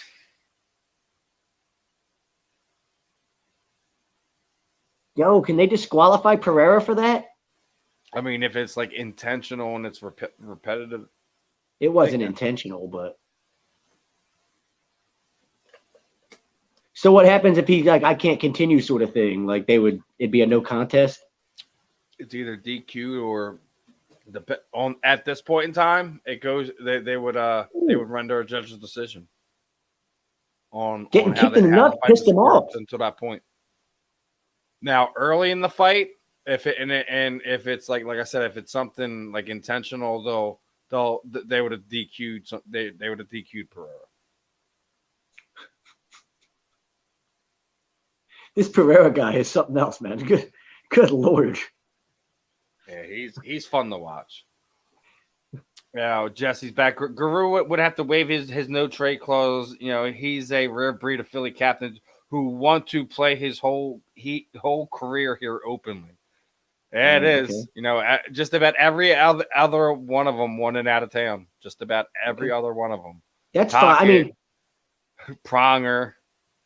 And then you trade away, and then Voracek's gone, and all these guys that now you feel like you have a team that sucks, and you can't win a Stanley Cup, and you actually are I might waive my no trade clause if you can find a good deal that helps the team and sends me someplace I can win, type of thing. I was with you on the trade Giroux train, but I think after you see this with letting Voracek go, I think he'll stay. If they do anything, like Jesse said, make a few moves, see if you can get some fresh guys in there. Hopefully, some of the other younger talent you have develops, contributes, and you see what happens. But yeah, I think like if we're ranking like who's closer to probably blowing it up, it'd probably be what the probably the Phillies, right? Going on the premise that me and you were talking about as we were going into this, that which one of these franchises were closer to just tearing the whole thing apart. I mean, how about this for an outside the box? I think the Flyers wouldn't tear the whole thing apart. I know the Eagles wouldn't because it's just not like a Jeffrey Lurie thing. Like, I mean, they won't basically just did, so they can't really tear anything more apart than you've already done. Like the closest thing the Eagles will do to that is a total retool. Like they'll sit here and they'll try to get good in 2 years. We're again. in midst of retool and see if they got the right guy right now. Right. We might be average, but the Eagles aren't going to suck. Like we're not ever like the Eagles having the top pick in the draft. Like it's something that's like under Jeffrey Lurie, it's going to be like it's rare for us to be that bad. Like we might only be a team that wins 7 or 8 games, but I don't think we're ever going to be. We were only that bad early in his regime. Right. And it wasn't even that bad if people remember correctly. Yeah, we built a foundation. It took, Ray Rhodes took them to the playoffs early, and then they got really bad for a year and a half, 2 years there. Andy came, and it took a year and a half to kind of really just finally have a direction where you're like, okay, this is going somewhere. And then from that point forward, it was consistent every year. But yeah, I think the problem was they let Randall walk, and they tried to keep it with Rodney Peete and everything else, and it just completely went to crap. Coy Detmer and shit, Why the Detmers was a thing. Yeah, why were either one of them a thing? Like, holy hell. All of them. We had all 3 of them at one point. I know, the Coy and Ty. And wait, there was a third one? I'm pretty sure there wasn't there? I know Ty. We had Ty. Ty won a Heisman at BYU. And then we got like the like we always do in Philly. You know what I mean? Like it's like we have to get the brother. Yeah, we had to get this shitty younger brother. And then like the older brother, is like, oh damn. Punched him after the bell. But Ty never really became anything at the NFL level anyway. I remember my best memory of Ty Detmer is him throwing like 6 interceptions one year with like the Browns. The Flyers are 2 defensemen away, two core players away from making serious noise in the playoffs. Uh-huh. In the bubble, Steven, young players, guys carry the old players. If Jake Coots, Giroux contributed, we made it. I think it's a reach. I think that's a bit of a reach. This is why, like every single year, it seems like Flyers fans, we're 2 of these players and that player's away. Yeah, we've been 2 of those players and that player away for 10 years. Like it's like, good Lord, like. I think the reality is that they need to hit on their picks. It's the same problem that the Phillies had. It's the same. If you could say one thing that has plagued Philadelphia over the years, it's the horrendous drafting. Could have had Reggie Wayne, instead we get Freddie Mitchell, like that type of shit. Does that not drive you crazy? In the same draft we take Freddie Mitchell, Reggie Wayne went 5 picks later. They were not hitting the Eastern Conference. They were not. They were not. It wasn't going to happen. This is ridiculous. But, this is why I'm a Lightning fan now, Steven. Oh, this is why you're a Lightning fan. On that note, our guest is in the back here, so I know she's a few minutes early here. Let me pop her in here real quick. So joining us this afternoon is BYB Extreme Fighter, Miss Christy Knuckle Stanley. Christine, how are we doing this afternoon? I'm doing good. How you guys doing? We're having some fun, watching the UFC. We're talking a little trash on our Philadelphia sports team. Just a typical night here on the weekly roundup. Nice. Sounds fun. It's always fun How is here. all this, First and Steven? foremost, Christine, thanks for your time this afternoon. I know you're getting real close to fight night here. New here to A2D Radio. Just real quick, just give the fam a little background. Who you are, how you got into the fight game. Well, my name is Christine Knuckle Stanley. I've been in mixed martial arts since 2010. That's when I started training for mixed martial arts. But I've been doing martial arts my whole life. I'm a black belt in Taekwondo. I started that when I was 6. And so I have 9 professional MMA fights. And it was super cool. I started transitioning to bare knuckle, actually, because I tore my ACL in my last MMA fight, like in 2017. And when I was rehabbing, bare knuckle that's when it first started coming out again. So it just looked interesting to me. And I didn't know where I was going to go with MMA and stuff like that. So, it just kind of worked out. I got an offer from BYB and I took it, and it's been great ever since. They're awesome. Yeah, I mean, and as you said, you had the injury. You fought in some of the bigger promotions in MMA, Invicta, LFA, or RFA. You've been around, and then over the last handful of years, like not just bare knuckle in general is kind of taken off in its own right. It's been around for a while, but it's kind of over the last 10 years, it's kind of slowly been picking up. But over the last few, we've been getting a lot more high recognition, combat sport athletes coming over to bare knuckle. Obviously the big name right now is BKFC. You have what Mike and Dada have done there with BYB Extreme down there in Florida as well. We're seeing things like what Ken Shamrock's getting ready to do with Valor BKB on out there on the West Coast. We're getting even international ones. You see Ragnarok's about getting ready to go off. So I mean, it's one of these things I've always talked about over there. There's never enough places for you athletes to kind of be able to get a chance to make a paycheck, take care of your daily lives, and really get your names and likeness out there. It's a combat sports is really a weird one when it comes to that. So I always love seeing the more promotions that you guys get, the more opportunities you guys get. So. Yeah, exactly. I think it's just creating more opportunities for people, and just giving a lot more options and stuff. Like, you're obviously seeing a lot of the girls that still have big names, and instead of going over to Bellator and stuff like that or other promotions, and they're deciding to go into bare knuckle. So there's money in it, there's interest in it. I think it's just the more promoters that are coming out with, it's just creating more opportunity for the fighters. Yeah, I mean, it's just a matter of time. Like, I seen a comment from Dean Thomas over the weekend where, bare knuckle is just an MMA fighter's graveyard or something to that effect. And I kind of take offense to that in some ways, because in some senses you might be right. That's where some fighters, like, they've hit a wall at some point. Maybe they're wrestling or jiu-jitsu are just never going to really come around to where it is. But they've developed their hands over the years. So who are you to sit there and say that's a graveyard for anybody? I mean, yeah. It's one of these things. Like, I get like where he's coming from in that sense, because you're starting to see a lot of some of these guys guys or girls who might have been fringe in one way, or now getting these opportunities here. Some are rightful, some aren't. But here we are. Like, I think that what they're doing is different, and everyone's going to have their opinion with it. So yeah, like Dean is somebody who comes from the MMA tree, the UFC tree.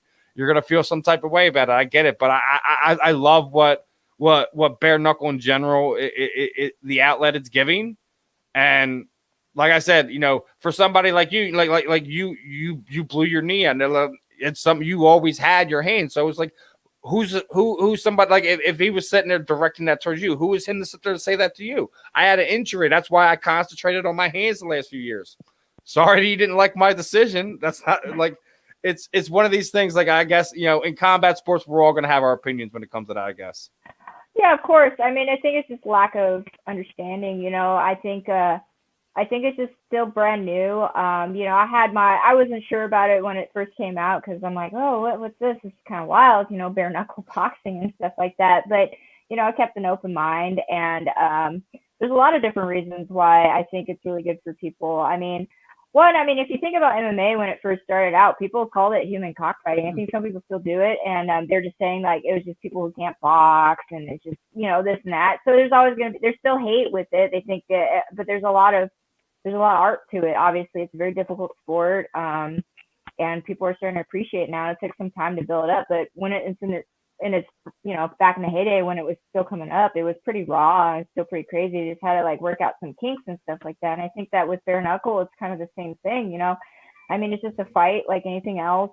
There's a lot of tactic involved. There's a lot of skill involved. Obviously, in the beginnings, you're gonna have to work out a couple of little kinks here and there, but for me, it was exactly like I was coming off of the ACL surgery. I was like 38, and I was trying to get into the UFC. I tried out for Tough. I got through the first round, but then I kind of like I call out flack saying they were saying I was too old and this and that, and it was really difficult. So that last I fought in LFA last and tore my knee. It was kind of like I was trying to really get in there, and it was just like really frustrating because everything was just hitting me with hurdles, and I'm like, where am I going to go from here? It was like one thing after another. It's like, I have the UFC telling me no, and then I get to hear, and then basically I have life sitting there saying, sit down, Christine, you're not meant for this one. Yeah, whatever. I think my body was just telling me I was really tired. Sometimes these injuries happen is because I was training so hard for so long and just taking these fights. It's just telling me to slow down a little bit, and I really did need to because I was really beat up afterwards. I felt really like I needed to take some time off, and but after that, just thinking about like MMA, I still love MMA. I still train MMA. Like I don't just focus on I coach MMA. I'm in it. I'm still like working on it. It's like once you're a fighter, you'll never be out of it. Just like what I'm competing and what I'm concentrating on is bare knuckle. That's what I'm doing. Exactly. So when there's a bare knuckle fight, I'm focusing on just the boxing, the bare knuckle aspect and stuff like that. But typically I'm still doing jiu-jitsu. I'm still wrestling. I'm coaching. I have a amateur team right now we're bringing up here, and I was offered MMA fights as well, but honestly, it doesn't make any sense. The regional circuits don't pay well. They don't pay well. It doesn't make any sense at this point in my life. Like I'm 40. I have X amount of fights left in my career. I got to be smart on these decisions. Bare knuckle is paying. They're paying better than regional MMA shows.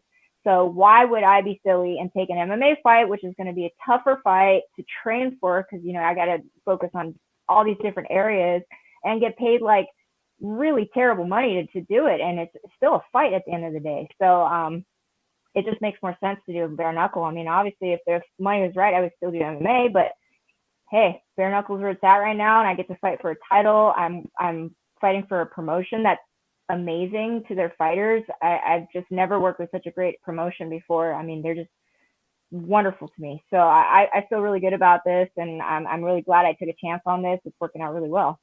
Now, like you said, BYB reached out. That's Mike Velasquez and Dada 5000's thing. What makes that one's much more different than everything else? Is it how they run the business? Is it the setup? Like, obviously they don't have a typical setup for what they're doing for bare knuckle boxing with the Trigon. Everyone else is doing everything a little bit different. So, I mean, what is it that you think that kind of sticks out to you?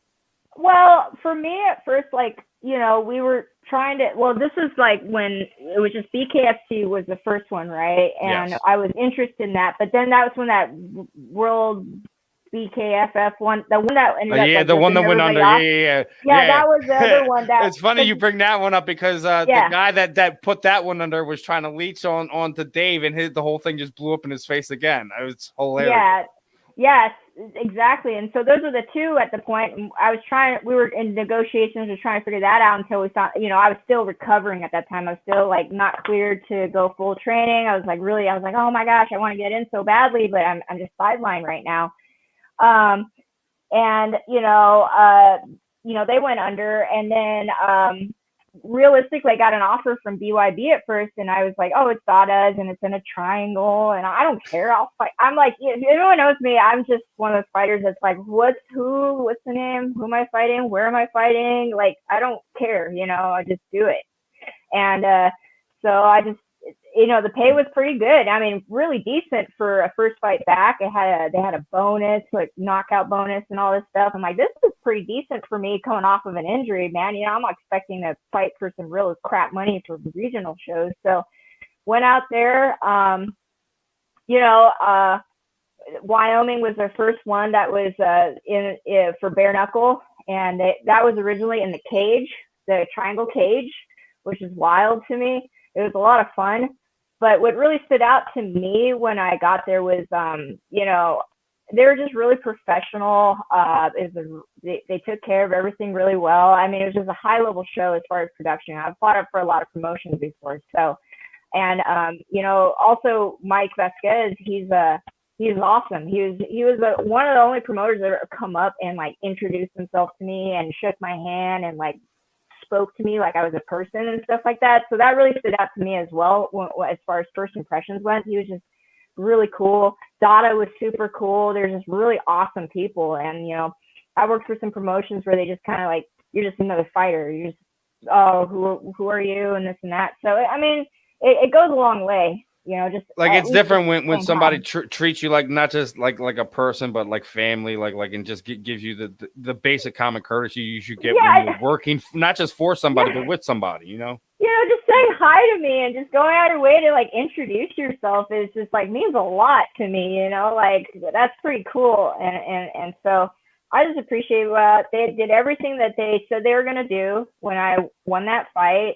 I was blown away. I was really excited to go back, and they've just been super great to me ever since. And to me, they were also very much big on performance. I've had some really good performances in past with different promotions before, and it was always like it didn't seem like they really cared that I am a female knockout artist. I've knocked a few people out. That's not a common thing. I just felt like it was just never anything anybody cared about after I had a really great performance. I've been snubbed on like knockout bonuses, performance bonuses and stuff like that because it was always given to their homies and stuff like that. And this promotion was not about that. It's like, oh, you knocked somebody out? All right, cool, here you go. You did great. You killed it out there. We are here for the fighter that's going to come out and put on a good show, and that's what we're looking for. And I've always been that fighter. It's like, dude, I'm going to come out and I'm going to fight. And I'm going to put on a great show. And all I expect in return is just a little bit of like promotion behind me. And that's what they've done. And I really appreciate that. And it's been a lot of fun fighting for BYB. It's good when you have somebody that has your back like that, because it's just one less thing you have to worry about. It just makes the whole experience easier. Like people don't understand like how little things like that just makes the biggest difference to athletes. And like you're talking about, like you fought for other promotions before and just haven't felt the love. Like it's kind of something, you are one of these rare fighters who put girls away in dramatic fashion. It's not something we see a lot in women's combat sports, and it's one of the things for whatever reason it wasn't valued for whatever reason. It makes absolutely no sense to me. It's almost kind of the same situation like where we see with Christina Ferreri. She's another one of those girls in that kind of same fighter ilk. It just kind of feels like she isn't kind of getting that love and respect that she deserved. I'm hearing you're getting it here from BYB. That's all that really matters. Is as long as you're taken care of under your promotion, you're getting ready to fight for a belt. I mean, are you excited for this fight? And what are your thoughts on your opponent? I'm extremely excited for this fight. I've been, chomping at the bits for you. When I got into fighting, I mean, I was like, it was always about like, I want a title, I want to chase something. A lot of that didn't work out, obviously. And so, the first fight I did with BYB, I mean, I just kind of threw it out there. I'm like, hey, I saw a belt. I want that. So what we got to do to get it?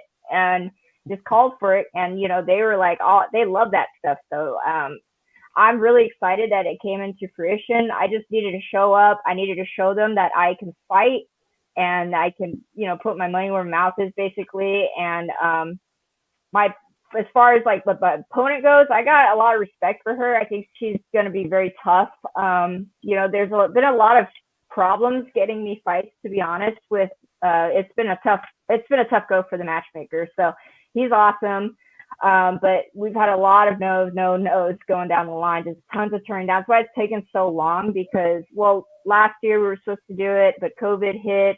Then we were supposed to do it later, but it's just been a nightmare finding someone to step in there with me. So and that's really, the other side of it too. Like people don't understand. Like on the female sides of matchmaking, like not just like you're a tough fighter. You have a name. Like people know who you are, but it's also like when people are trying to build somebody up and they give you your name, it's like, oh, maybe I don't want that one yet. Yeah, and that's 100% what was going on. There's a lot of people that were just like, oh no, I don't want. Oh, she's not ready yet. Yeah. She's not ready yet. Whatever it is, I get it. I wouldn't want to fight me either. I guess I don't know, but yeah, it's for a belt, man. Take the chance. Like it's one of the things I guess we talk about in combat sports is why MMA became so popular is because y'all would just go in there like, oh well, there was no one protecting each other, and it's like we've lost that over the last 10 years. Like the thing that everyone, it's not like you don't see everyone just like calling each other out the best fighting the best.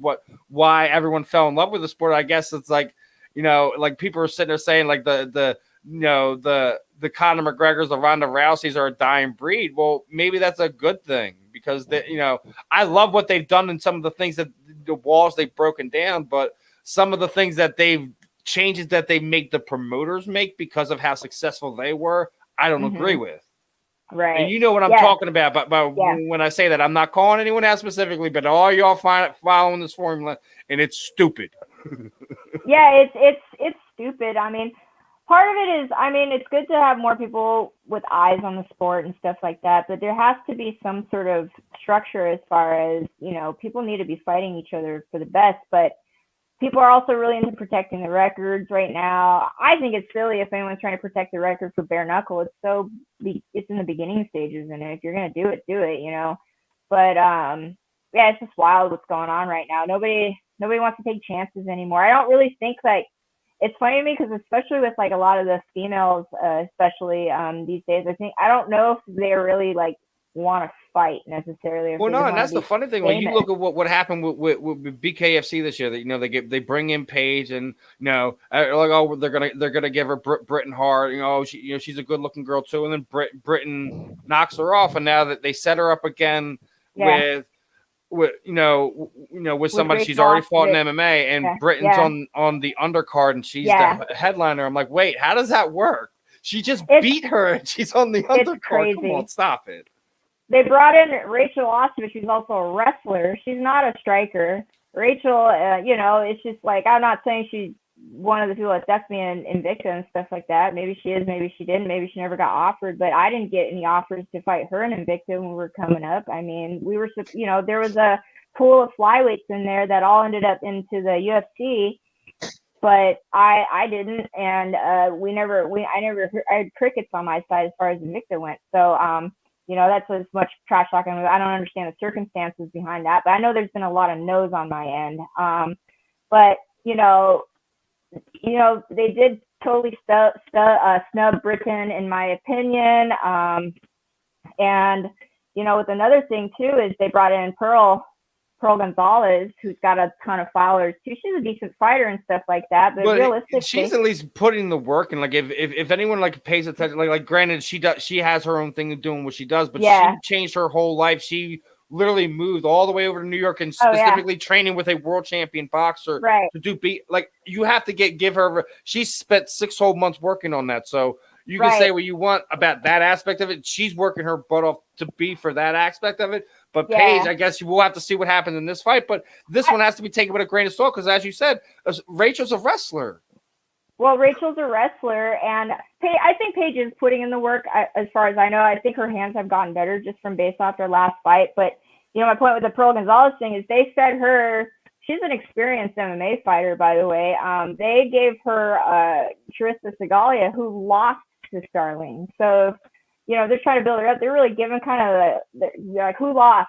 You know what I mean? So they're giving her easy bouts as well. Of course, she was supposed to live for that fight. Why wasn't she gonna? They're gonna build her up. Of course they are. She's got the followers. And that's the thing that I also like I get that part of it, but let's not also put it into the matchmaking. Right. Yeah. I get it, but like stuff going on. It is not just like one sport. It's throughout. You even see it in boxing, like where you're seeing Amanda Serrano scream online that she wants to unify these belts. She wants to unify these belts, and nothing comes back. It's like, okay, I guess I'll have to sit there and play this game. Like, yeah, it's boxing's kind of wild too, and it's crazy. I don't know. I think people just fight. Just got to fight. But I know that there's money behind it, and the problem with that, I think, is it's just rough because people chalk you up to your last loss, even if it's a tough fight, whatever it is. I mean, it's a fight at the end of the day. Someone's got to win, someone's got to lose, and a lot of times it's you kind of risk a lot if you take tough fights, because if you do lose, people write you off and they think you suck. Oh, you don't have it anymore. Whatever it is. It's so crazy to me. We said that about Anderson Silva for the last 2 years. He goes back into a boxing match and looks amazing. He looks great, But what other sport do you see that you write teams off because they had like a bad, couple of games? I mean, we see that a lot of times. Like, you feel like the aging star is falling apart, and this team that once was a perennial contender maybe on its way out the door. It's like some of the things me and Zach were just talking about, like some of the things with our Philly teams, they have to rework some things and do something. So like you don't know when it's time to sit there and say, like, is it really it? Like, as you were sitting there saying, like, you're concentrating on bare knuckle, and you have a handful of MMA fights left, and you're probably going to be specific ones, not have anything things that have meaning.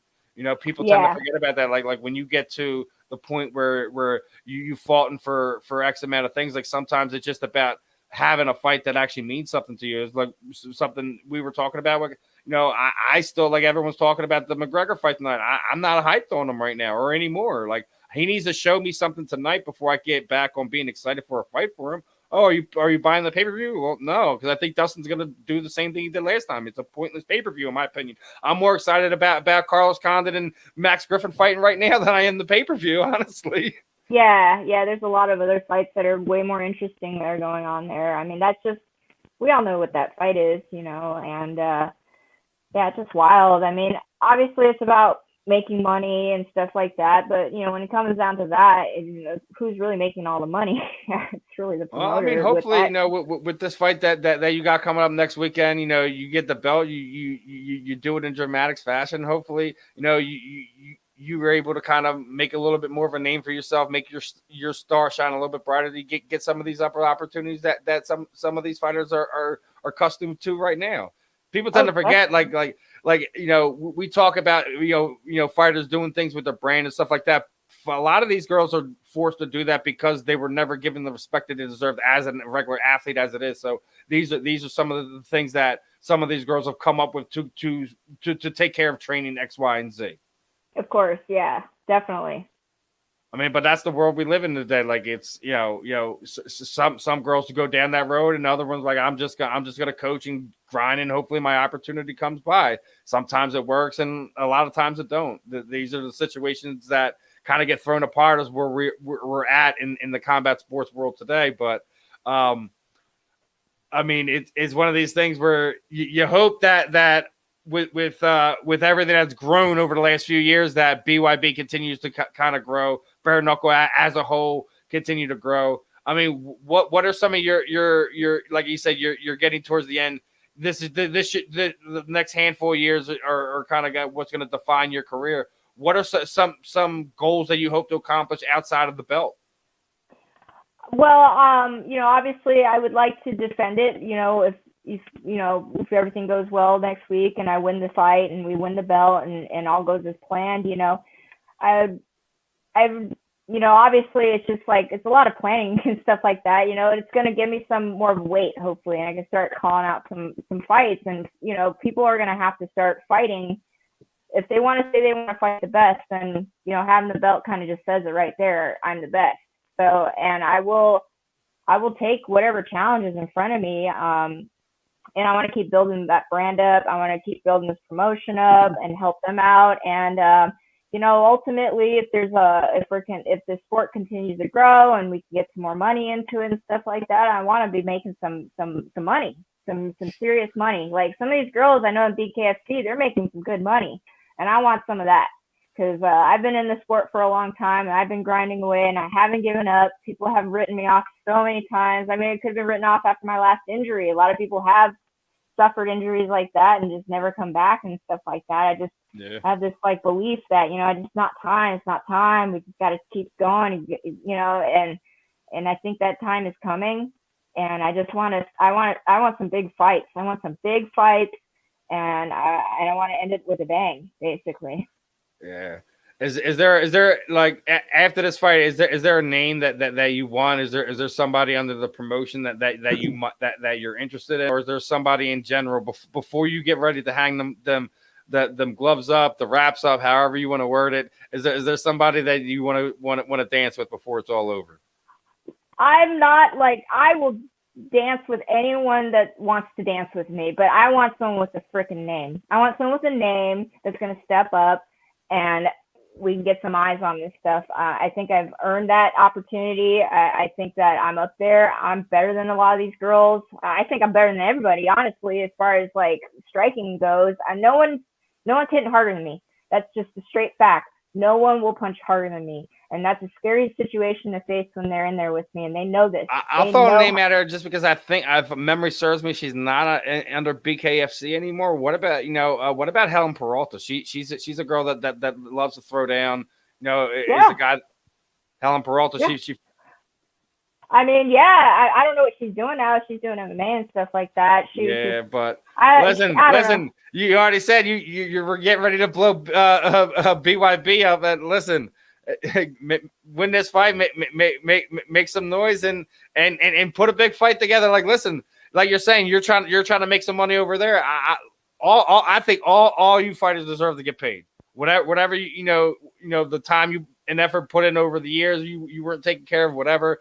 Like, this is the way this sport goes. Hell, I just sat there and watch a TikToker basically become a UFC credentialed person within 3 months of journalist training, while there's people grinding years away. So we see it on our end too. Yeah, people cutting the circuit, being able to get in line. So like, I get exactly where you guys come from. So when you get those opportunities, absolutely you should take it. Absolutely, I hope you guys be able to get it.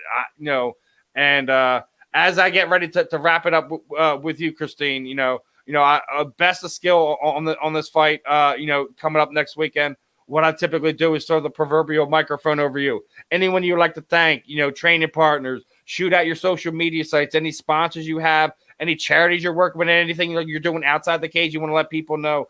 The time is yours, my friend. I just want to thank my camp. I'm up here in Washington State. I'm from Gig Harbor, Washington. I got a small gym out here, really good group of guys and gals that have been helping me prepare. So Gig Harbor MMA, everyone there, all my training partners are awesome. And I, shout out to basically anyone that's still follows me, my fans and stuff like that. Really want to thank BYB for giving me an opportunity, giving me this, this belt, this title fight coming up.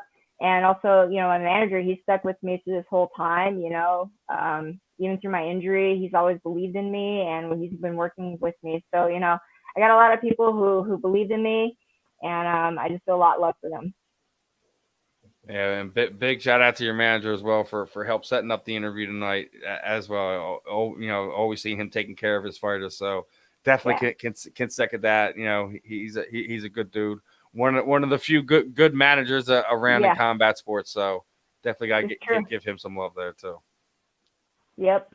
But everyone, gonna wrap this up with Christine, and make sure you guys are following her on social media. Mostly it's Knuckle 125, just about all across, correct? Yeah, Knuckle up 125. I used to fight at 125, and I'm just stuck with it. But yeah, that's me. All right, guys. All right, Christine, best of skill. Hopefully we'll have you back on here again. Wearing some gold around your shoulder, waist, however you like to wear it. Yeah, that's right. Thanks a lot, you guys. Thanks for having me on. Definitely a pleasure. Best of skill, and we'll be in touch. Sounds great. Thank you. Have a great night. All right, you too. All right, everyone. That was Christine Knuckle Stanley. Come on, Griffin, hit him. Like I said, I didn't want to. I know you didn't want to mess it up. He got real close to stopping him early in that fight. He got real close to stopping him in that first, but he's Carlos is tough. Like I said, man, I told you. Get him. Knock his ass out here. He ain't getting him out of here. He ain't getting him out of here. Fuck, that was you needed to hammer fist his ass there, and you didn't. So what do you think of Christine? Awesome person, right? I was too busy fucking sweating my balls off over here with the Griffin fight. Fucking asshole. Fucking knock his ass out. Well, he ain't getting it. He ain't getting it. 7. Nope, Shit. it's done.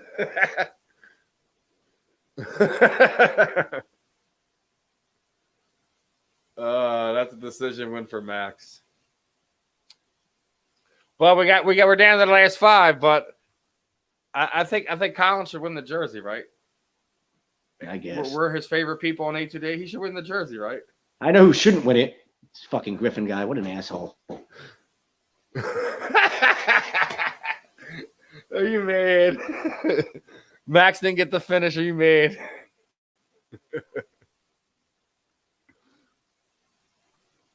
I mean, I only bet $3 on it. Like the fuck, like damn. See, like he says he wants to win it. Yes, sirree. All right, Colin. Yo, dude, just hit me up with your shipping information. I got you a signed jersey, brother.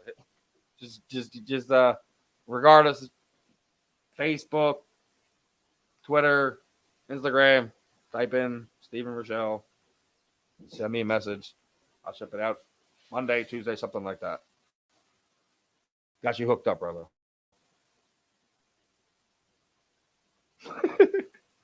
dude, he could have gone for the knockout and he didn't. What do you mean he could have gone for it? Like what? Like he's chopping his leg down. That shot right there, I thought, all right, good. Like now hit him, get him, and he didn't like. He just never pressured him the way he needed to. Colin, it's our pleasure, man. I told you guys I'm hooking you up all summer long. Make sure you guys are tuning in. Make sure you guys are subscribed. Make sure you guys are whoever is going to use our A2D codes from either Manscaped or Body Check Wellness. Screenshot me. You use the code. I'll get you entered into another one of our giveaways. If you guys haven't jumped on the premium subscription for YouTube, hop on that. That is another way to enter into some of our giveaways. I'm hooking you guys up all summer long. All you got to do is do what you already do. Tune in, support, and show us love like you always do. Oh, let me shout it out to you right now so you don't forget it, brother. So you hit me up on IG. I'm barely on there, so that's not my thing. So.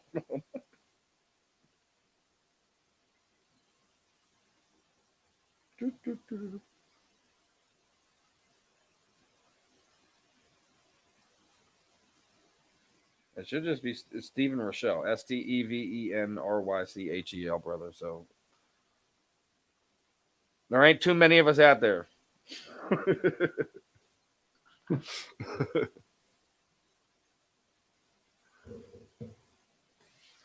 But Max with the win. Like I said, he's gonna wrap. We were gonna wrap up with a Griffin win. We wrapped up with a Griffin win. Not the performance he probably wanted. He probably wanted to finish. I know Zachary. Oh, he probably wanted to finish. We know I wanted to finish, Steven. Yeah, I wanted to finish too, you cocksucker. Piece of shit. Fucking maybe talk to wifey. Maybe she can help you with the finish later.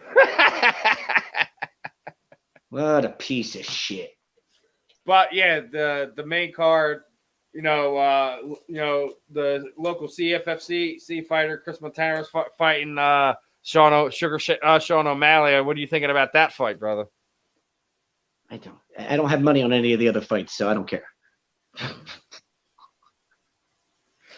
What type of mood we're in at this moment, Steven?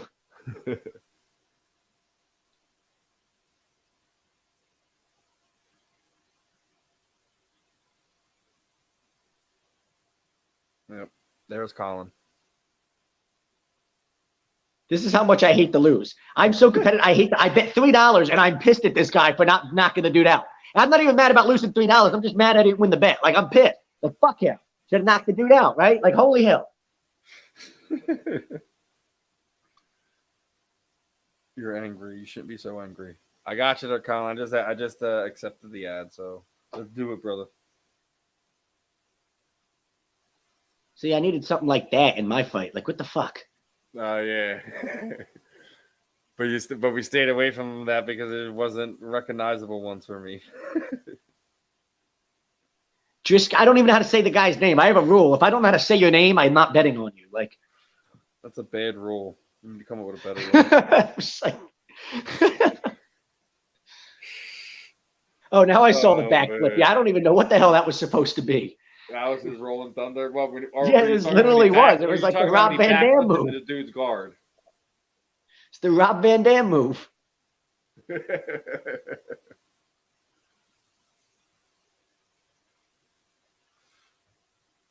And we got another one here giving us an update. Team. Well, of course Team they USA. are. What, in soccer? What is this, soccer? Yeah. It has to be. I would think. It's how far we've fallen. We're losing to Nigeria in soccer.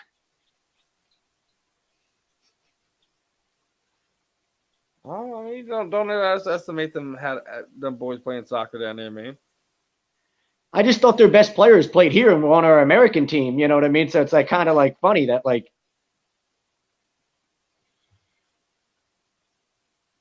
we're losing to. Oh no, basketball. Oh, that's even worse. That's even worse. Oh, here you go. Here's one for you from Blue City Empire Sports. How do we feel about Tampa Bay Lightning winning their third cup in the upcoming season? I already said I don't. I mean, talked they've about got a this good last chance. week, if I remember correctly. You already said you're down for that. Yeah, and I put a post on my face. I was like, oh, how many teams have gone back to back to back? Like I've probably been back since like you could go like to the original like 6 franchises or something. Right? You got to go back to when there was like 12 hockey teams. You know, to get a team that won it 3 years in a row type of thing, right? But yeah, I mean, they've got a great team that. Sure, why not? I'm interested to see what happens with Vegas. I think there's a good chance Ovechkin will leave Washington and go sign with Las Vegas. Don't do that to me. I've always been an Ovi guy, but man, that would hurt. I think he's out of Washington this year. His contract's up. He can leave in free agency and go wherever he wants. And I think the manager, whoever owns the Las Vegas Knights, I believe their owner is some like Russian billionaire guy. So it could be. All right. Last few thoughts on the week before we get ready to wrap this one up, brother. What do you got?